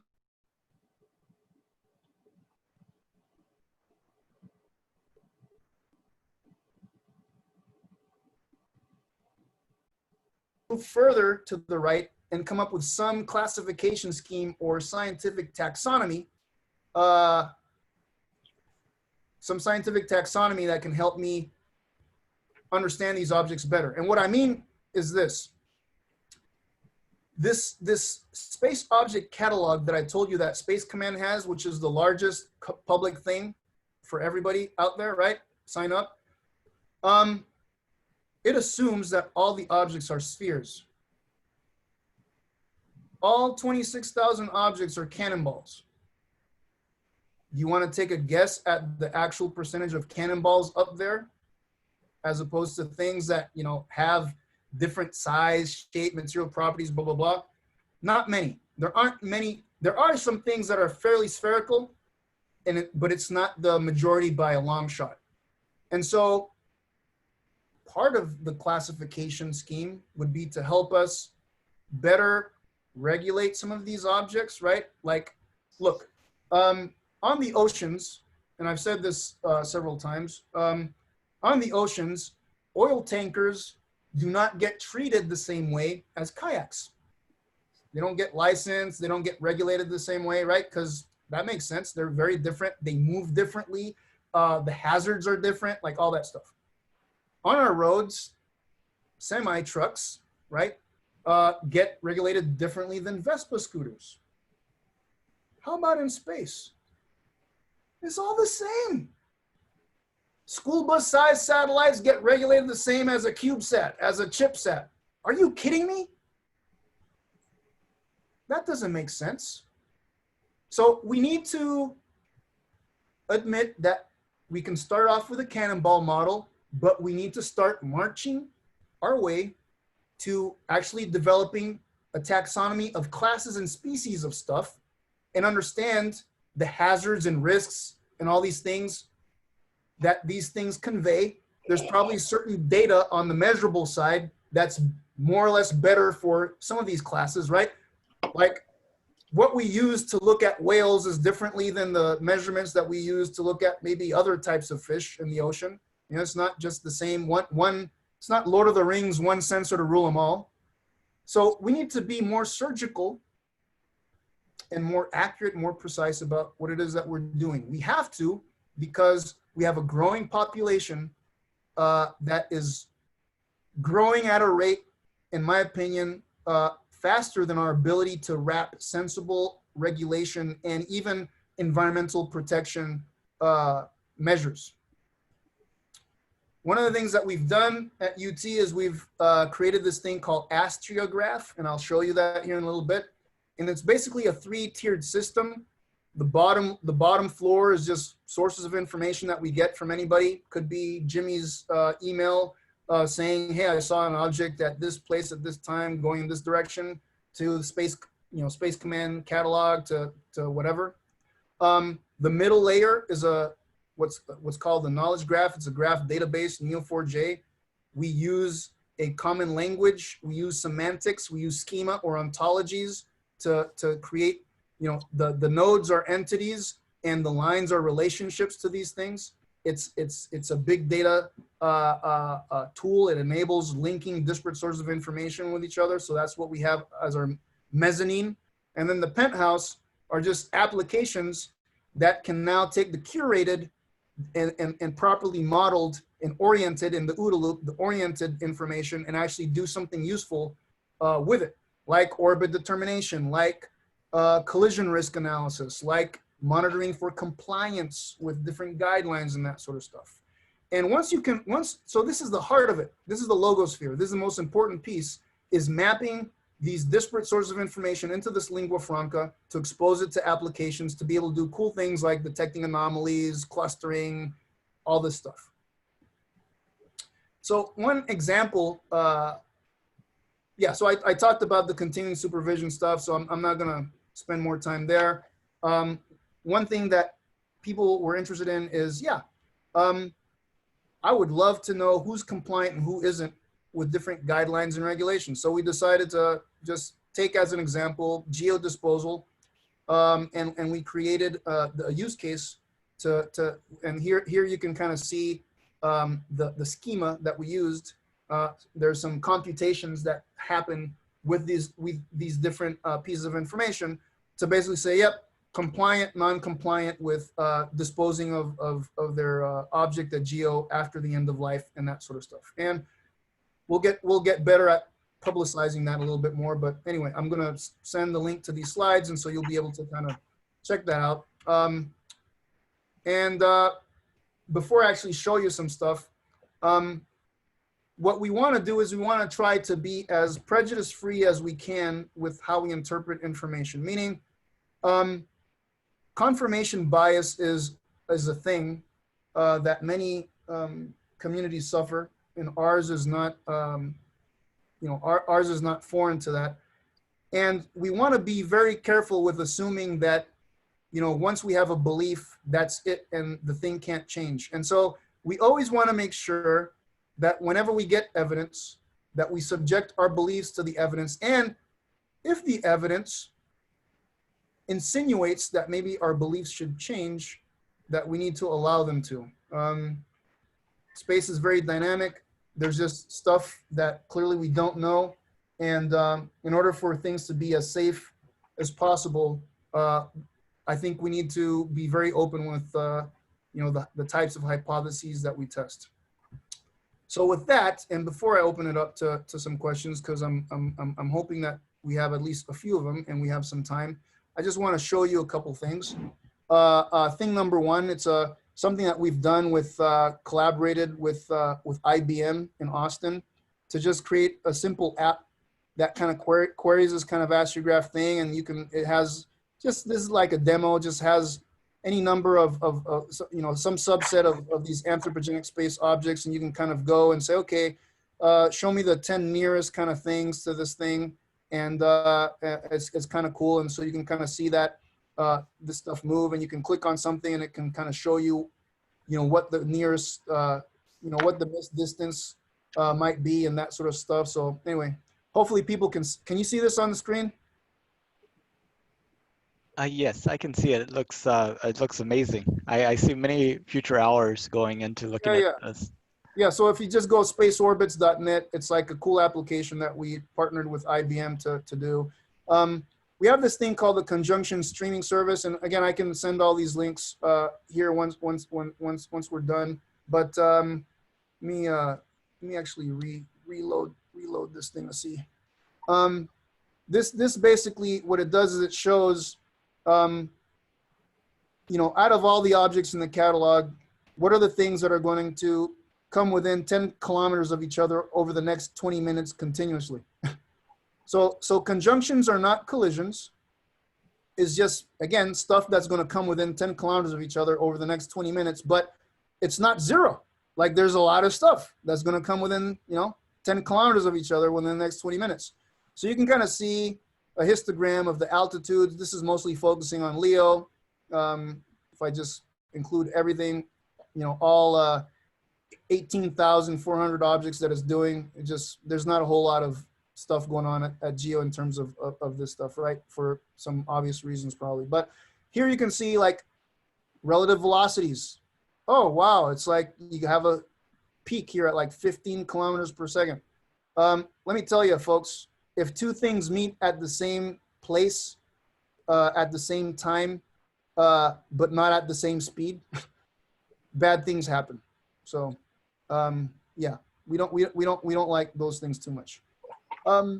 Here's this, again, this thing on compliance that I said that we've put together, right? Just looking at, okay, if I wanted to run some query and just like generate some list of things that are compliant or non-compliant with a given guideline, here's a return from that query. It's like, okay, here's the source, here's the name of the satellite, country owned, blah, blah, blah. It's like you can generate this stuff, and then it's for other people to decide what to do with that, and there's a number of different queries that you could do once you properly curate and organize and model the data in a certain way.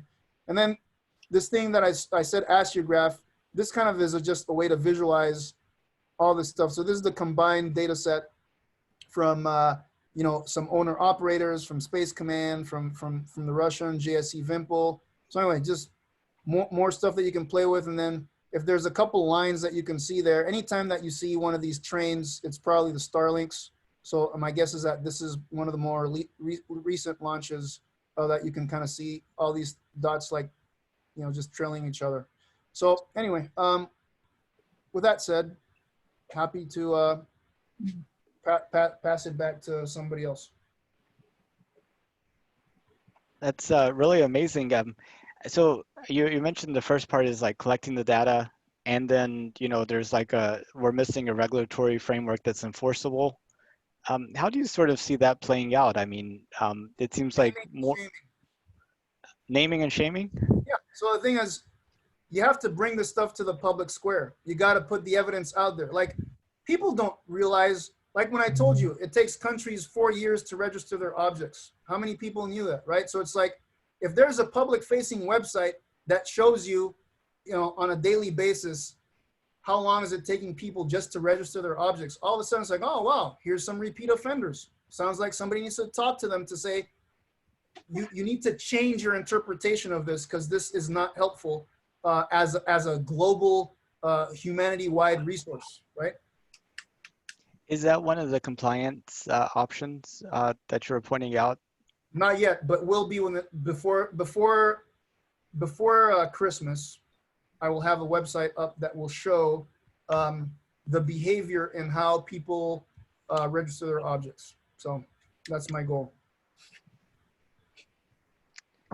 Some people like candy canes. I like to see who's an infractor in registering objects with the UN. Dr. Moriba, thank you very much for your presentation. It was amazing. I have a question for you. Before Christmas, when you publish that website, is it probably going to be allowed to post in that website, or how can we share that in order for public interest to be growing in that matter? Yeah, so a couple of things. One, we're developing an API to let people can just get an account with the Texas Advanced Computing Center, which is free, and then have a way to interact with AstroGraph through the API. So that's something that we're working on right now too. And yeah, this whole thing is, we want more and more public awareness and public interaction. And if people have any sources of information about stuff in space, I want it. I want to be able to incorporate it. For that website, are you accepting donations, or how are you funding that? Look, I'm always accepting donations, right? But no, I mean, interestingly enough, I would say that 95% of my funding comes from the U.S. Department of Defense. Good. So the DoD cares. It's just it's just not organized funding. It's breadcrumbs. And the thing is, without getting into the weeds, in many respects, the left hand doesn't know what the right hand is doing. That's very interesting. If the DoD cares about that, how can they use a power in order for the regulations to set up as a rule? So here's the thing, right? A lot of people need to agree on things. The UN process can be very lethargic and glacial kind of stuff. People around the world are already allergic to what the US has to say. You know what I'm saying? It's like, especially now with the Space Force and stuff, you have other countries saying, oh, you know, these Americans, now it's the Space Force and yada, yada, yada. So the last thing that anybody, especially in Europe, wants to hear is the DoD saying, this is what you need to do. Okay, got it. Thank you. Yeah. Fair enough. And also, I wanted to point out that we have the ability to raise your hand if you want to ask a question. I see Robin's already taken advantage of that. So Robin, you want to go ahead? Unmute yourself. It looks like you need to unmute yourself.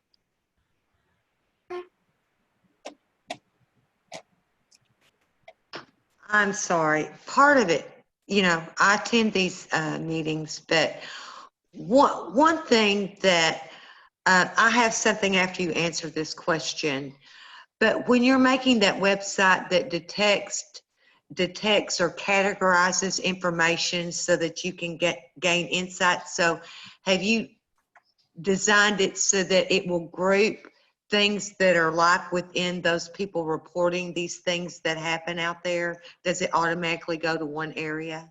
So That's part of our clustering analysis. So we need to get, so the thing is, all this information kind of lives in this knowledge graph database, but specific users are going to want to know specific things about what are going on up there. And we're making it useful such that some users might say, listen, here's the question I want to ask. I want to know, what are the countries between this year and this year that failed to do blank? So that could be a specific query. So our framework enables those sorts of queries to take place. But it's not rigid in that it only allows for that. It's very flexible in that you can set up whatever query you want but the important thing is you can't query for things that aren't labeled in such a way to allow you to gain that knowledge. That's why the labeling, the ontology, the schema development is probably one of the most critical things. Is what do you call each thing, and is there some consistent kind of dictionary or thesaurus of what these things mean so that it enables that querying power? Yeah, I think that you've got a huge data analytics project to group the data, bring it in, and then be able for people to query to get the information out. And it can be combined in so many ways and grouped to show different outputs. It's enormous what you're doing here. Yeah, absolutely. No, thank you. Yeah, I feel that I've probably taken a bite that's larger than what I can chew. It's going to take some workforce on your end to get this done. Yeah, I'm not enough. I know that. I have another question. Is there some way that through Nathan I could get your contact, because I'm writing a report on this for the Ad Astra downlink, and if you would like to approve any information or artwork to go along with that, I would appreciate it, and you can discuss that through Nathan. Yeah, no, absolutely. Nathan has my contact details for sure. Okay, thank you. I'm sorry, guys. Yeah. I just had to ask. Sounds good. Keith, you want to go ahead and ask your question? Yeah, am I off mute? Can you hear me? I can hear you. Okay, so, well, first of all, thanks for this presentation. This was fantastic. But what is piquing my interest is, I think it's called the Kessler syndrome, where the satellites start banging into each other and the debris becomes exponentially more complex and the space becomes unusable. How is your research being applied, if it's being applied by anybody, to mitigate and control and prevent the Kessler syndrome? Yeah, so appreciate the question. So I guess the first thing is, in terms of like the space becoming unusable, tragedy of the commons, the first thing that we need to do is accept that there's a certain level of filth that we have to live with in space that's just never going to go away. We'll never clean the whole thing. So that's just not going to happen. After accepting that, the next thing to accept is that near-Earth space is a finite resource that is in need of environmental protection. Not everybody agrees on that. That's the next thing that we need to agree to. And once we can agree that it is a finite resource in need of environmental protection, then we can start putting together sustainability metrics like a space traffic footprint that could be a carbon footprint analog, understanding the orbital carrying capacity of any given regime in terms of numbers of objects and the ability to sustain operations safely. And once we can do that, then regulation can be of help. One of the reasons I'm looking at compliance issues is because most space debris experts will tell you the biggest problem with the growth of stuff up there is that people are just mostly non-compliant with the current guidelines. So I need to make that very known, who is and who isn't compliant with that, and hopefully incentivize compliance. In terms of the Kessler syndrome, many people believe in it, and I'm on record saying that I'm not one of those people. I do believe that things do collide with each other. We have evidence of that. But at the same time, everything in my own scientific experience has shown me that when left to her own devices, Mother Nature achieves equilibrium states. And yeah, at some point the collisions would stop being so frequent. The relative velocities would be low, so there would be no more debris generating events. The particles would be small enough to maybe they get perturbed by solar pressure and get cleansed away. So I think that if humanity just stopped all activity for space, we're going to see some more collisions, but I believe that we'd reach an equilibrium state, and it wouldn't be this runaway thing that like forever keeps on creating debris. Like, I don't believe in that. Okay, thank you, Dr. Joe. I appreciate it. Yeah. Charles, you want to go ahead and ask your question? Yes. Hey, your information on Astrograph, your all of your visuals, and I believe most of your data, correct if I'm wrong here, really sort of extends up to the geobelt and a little bit beyond. The U.S. government, the Air Force Research Laboratory here, is showing some interest in things in the cislunar space, they call it, between the geobelt and the moon. So what is your understanding, if you can talk about that for just a couple of seconds, on actually two things: the maturity of algorithms for propagating orbits in that area.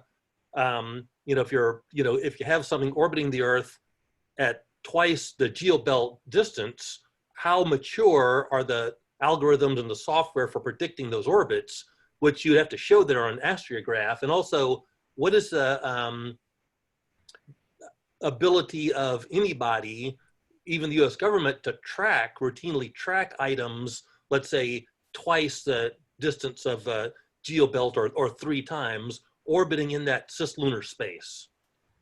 Yeah, so my answer to that is going to be on the first things that you mentioned. We're probably ill-equipped to deal with accurate and precise understanding of behavior of these objects in that space, which is probably one of the reasons why AFRL is stepping up to, I guess, invest in that, show interest in that. But in terms of the data collection, yeah, I don't think that the actual Department of Defense with the Space Surveillance Network is in a great position to be tracking things in that space. But we do have people that live amongst us that can track in that space, and they go by the name of astronomers, and they have some big glass around the globe, and they're actually fed up with seeing our stuff in their images. And I told you guys I was going to show you an example of the light pollution, but my guess is that we could strike some sort of collaborative balance with the astronomy community to use some of their data where they're looking for near Earth objects and that sort of stuff. The stuff in cislunar is going to be like, the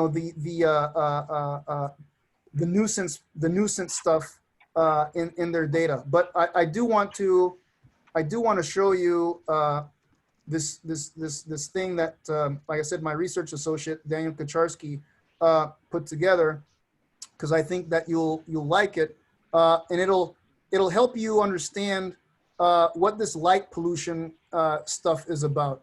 And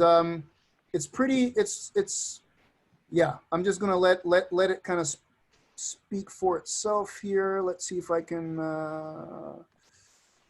let's look for light pollution.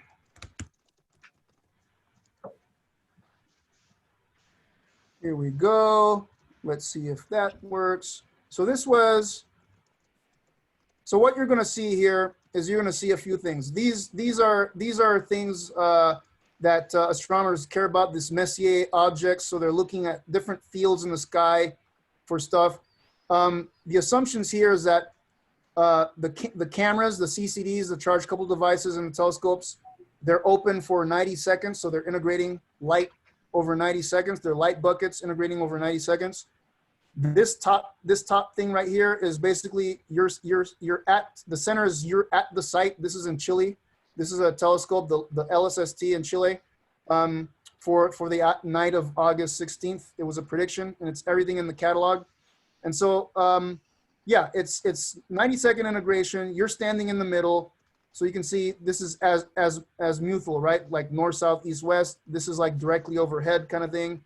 here you can see the moon and the sun, their positions on the celestial sphere. And this is at the site itself. The gray areas are areas that the site can't see because it's below the local horizon, right? Because, you know, not a flat Earth, it turns out, or whatever. So anyway, but is locally flat, I guess. So they can't see below the horizon. So this represents the horizon. Can't see here. So now you're going to see what this thing kind of looks like. And again, this gives you an idea of the objects that this telescope has to contend with in the field of view. It's sunset. So a lot of the lower Earth orbit objects are reflecting sunlight, but then it's going to go as it goes further into the night. The Leos, if they're not too high, they're going to still be there. They're just not reflecting sunlight. So this is kind of what you're seeing here, right? And that's why this is looking a little bit dimmer. So these are more higher altitude objects that are reflecting light now as you go into the night. And they're still there, but this is just visible. What's visible from the site. And then you can see the visual magnitude here. So smaller numbers, larger numbers are actually dimmer than the smaller numbers. And the interesting thing is, so this is like middle of the night, doesn't look too horrible as it did in the beginning. And then as we start getting towards sunrise, you're going to start seeing the swarm of stuff that's reflecting sunlight. And this is what our night skies have become. And it's not going to get better. I mean, some companies, out of the 26,000 objects, right, some companies have already gotten licenses combined to exceed what we already track. So imagine twice the amount of this stuff now reflecting sunlight and stuff like that, basically corrupting, astronomical science, from the ground. And anyway, that gives you an idea of kind of the predicted light pollution just from these anthropogenic space objects for ground-based observers. Well, Hunter, you want to go ahead and ask your question? Yes, thank you, Nathan. Yeah, Dr. Jha, thank you for the talk. Actually, I also wanted to thank you for an email you sent back in January. You sent me some papers after Jason Canigan from the Cold Star Project introduced us. So thank you for that. My question is related to something I've been wondering about on the legal responsibility front for space debris that may cause an incident. So I'm in the Space Resources program at the Colorado School of Mines, and we had a class in international space law taught by Andrea Harrington. One of the exercises looked at the responsibility if there were an accident at various stages of a mission's orbit. But I was wondering if your tool could potentially be used in future international disputes where there may have been a collision and a debris generating event by objects from two different countries. But then those trackable objects, you won't know which country is actually responsible for that debris. Like you're going to have two potential responsible parties for the debris from that instant. And if that debris goes on and hits something else, who is going to be responsible? And do you see your tool as being used in a historical sense to help assign responsibility and in potential international disputes in the future? So thank you for that question. That is one of the purposes that I have with the research that we're doing, is being able to, out of the three things, right, I said, is my stuff making space more transparent, predictable, and holding people accountable? So on the accountability piece, absolutely. That's exactly one of the directions that we're going. And it's one of the reasons why I want to start characterizing objects in terms of their physical properties and that sort of stuff. Can I somehow come up with this taxonomy, start being able to attribute specific objects, even just to a launch country based on the Outer Space Treaty, that's good enough to at least put some sort of liability on somebody. And interestingly enough, if people here haven't thought about it, I'm just gonna put this in your brain, that space insurance companies are extremely interested in my work because you know, currently there's no such thing as on-orbit insurance or third-party liability in space, and they want to change that. And I want to see that happen because that will also help regulate the domain. If people have to pay certain premiums or are liable, you know, to pay out a certain amount because of their behavior and not following this, that, or the other, yeah, absolutely. I want to empower folks to be able to help out with that. So. Thank you. Ian, you want to go ahead and ask your question? Hey, Dr. Mariba. Yeah, I have a question about transparency also. You know, we have so many satellites and other vessels being launched, and we can't even tell the difference if it's a rocket or some sort of plane. So what would happen if, you know, it was one of these unknown vessels that, you know, whether through a malfunction or whatever, and came in contact with a satellite? Like how would you know, this, like the law kind of play out? Who would be responsible and held accountable for the damage and everything that would come after that? Yeah, so I mean, this is one of the main reasons why I want Astrograph to eventually be like a Waze for space. Like think the combination of like Waze and Zillow and these sorts of things, right? It's like, I want to crowdsource information such that it minimizes the ability for any given source to bias or to prejudice what the, you know, what we infer of what's going on. But it also allows for anybody on the planet, any citizen of the world, to contribute information about stuff. Like maybe something doesn't get reported, but somebody saw a bright light in their backyard on this day at blah, blah, blah. It's like, here you go. I can't say more except this is what I saw. Well, that can all of a sudden be incorporated in a way that you could start building some correlations, and maybe there's some causal relationship that you might be able to discover. Who knows, right? But it's like, one of the things that I've been telling people, including our government, is if you say no to any information about stuff in space, you've lost. You know, Google has never come to me asking me for information about me in a specific format. They just collect it. They just find the way to get it. And it's like, that's what we need to do. We need frameworks that just go get information. If people want to volunteer it, cool. There's something that I'm working on called the Space Sustainability Rating. It's through the world. Yeah, it's through the World Economic Forum. And I'm sorry?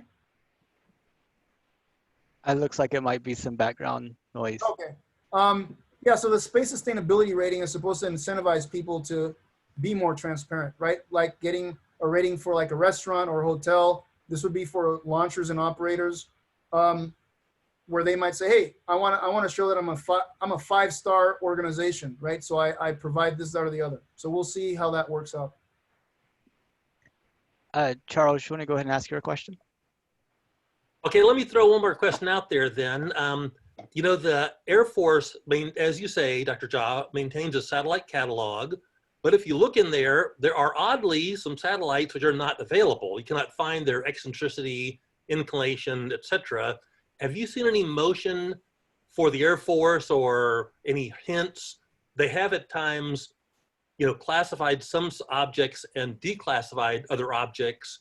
Is there any more motion towards releasing more of those orbital descriptions? So the answer is yes. I've personally talked to some folks that have several stars on their shoulders that are trying to do everything that they can to release more and more of that information. Let me tell you what my perception is, okay? My perception is that even when General Many Stars wants this information to be released, you know, Colonel Colonel Fullbird and Mr. or Mrs. So-and-so that's also a like GS-15, if this, they're actually the ones that have to release the information. If for any reason there is any sort of indication, perceived or real, that national security has been compromised as a result of releasing any of this stuff, General Many Stars will be fine. Colonel so-and-so probably won't. I think a lot of it is just fear of releasing information that could be used in a way that you just can't think of, and not wanting to be the scapegoat in, you know, something gone wrong when it comes to that. I think it takes some crawl, walk, run, and maybe start releasing some things that clearly everybody tracks and everybody knows about, you know, the emperor has no clothes sort of thing, and just let some of these things out and just test the waters, see how that goes, right? And then as you gain more confidence, oh, okay, this information is something that it's okay for me to release, and, you know, there's not going to be any sort of ill unintended consequence that hurts me as a result. I just think, look, it's an organization that is paranoid, to some extent for good reasons that you and I, you know, and other people here could, you know, suspect. So they've already started releasing some of these things, which I applaud them for, and hopefully they'll continue in that direction. Dr. Jha, I want to be respectful of your time. I know we're just past 4 o'clock. I was wondering if you might have like 10 minutes more. Sure.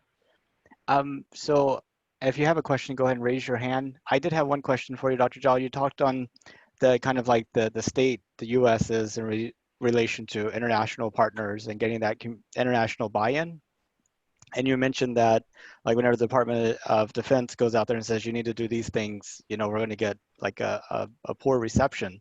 But I was wondering, in terms of you operating from an academic institution, if you have like the kind of like the capability to work with like an international community to kind of develop that common language and framework so that y'all can kind of lead that international cooperation. Yeah. So one of the kind of policy terms used for that stuff is track 2 diplomacy. So track 1 diplomacy is government to government. Track 1.5 is not quite government to government, but maybe some government people like having sidebars and that sort of stuff. And then track 2 diplomacy are non-government to non-government. And I can tell you, as of 2 days ago, I signed a memorandum of understanding between UT Austin and the Keldysh Institute of Applied Mathematics in Russia, in Moscow, to collaborate on tracking stuff using their own telescopes. We have a shared telescope in New Mexico, of all places, that I share with the Russians to track stuff. And so, you know, I have an MOU signed with the Indian Space Research Organization that somebody brought up here earlier. One of my telescopes is going to go to India, hopefully before the end of this calendar year, also to collaborate on space surveillance and tracking and space situational awareness. So yeah, I am developing a global community of like-minded folks, focusing on really you know, science aspects and these sorts of things that maybe can bubble up and become what people might call transparency and confidence building measures, right? It's like, okay, these people have been able to do some kumbayas. Looks like this might work out, sort of thing. That's awesome. Barbara, you want to go ahead and ask your question? So I'm in Wisconsin, and the UW here uses some amateur astronomers and also some student astronomers to help with some specific research topics. So is this something that would be amenable to getting that community involved? Yeah, absolutely. Yeah, Nathan has my contact details. Like I'm a hugger. I love hugging. And this is something that I can see the kids really enjoying doing, right? So how many Russian satellites can you identify tonight? Seems like a really fun exercise. Yeah, but why not? Why not, right? So so I'll get your contact information and follow up with you on that. Excellent. Hunter, you want to go ahead and ask your question?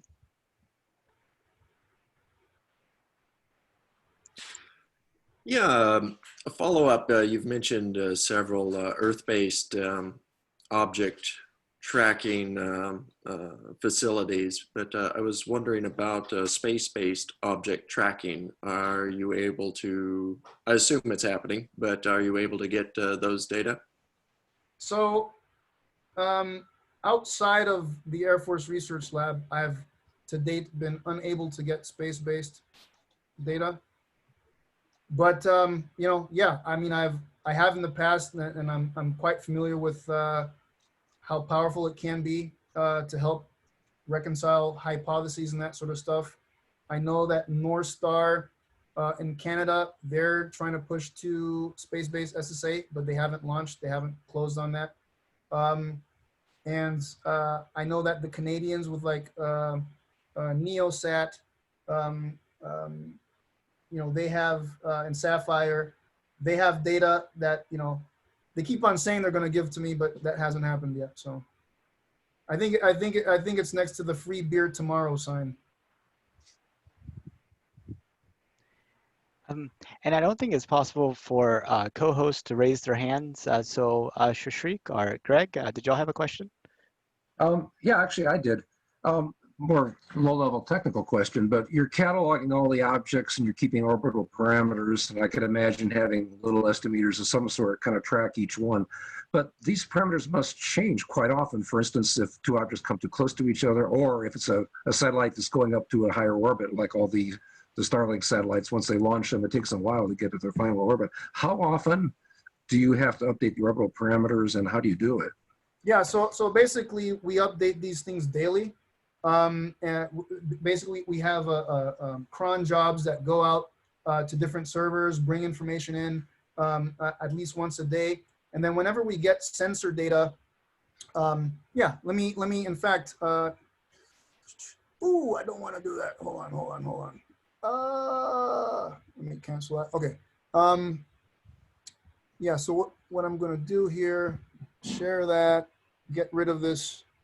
Get rid of that boring thing. That's okay. So here, if I go to like let's see, flock 1C10. If I go to that thing and I zoom in, hold on.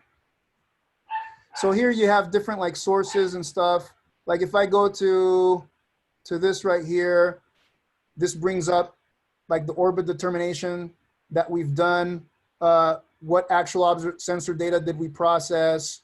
Like what are the statistics on the fit and that sort of stuff? It'll bring that sort of stuff. So anytime we get sensor data, we'll just, it automatically updates the trajectories. And another thing that we've done, which maybe you might appreciate, is we've been looking at different spaces to plot this stuff to understand it better. And one of the things that we've been looking at is specific angular momentum of these objects. So hopefully you can see that. Can you see that? Two plots. Yeah. So here on this side, it's the Cartesian 3D position snapshot of like 4,000 objects, and the color is the inclination, the orbital inclination. And then here's these same objects. If we take the position vector, cross it with the velocity vector, r cross v gives us h.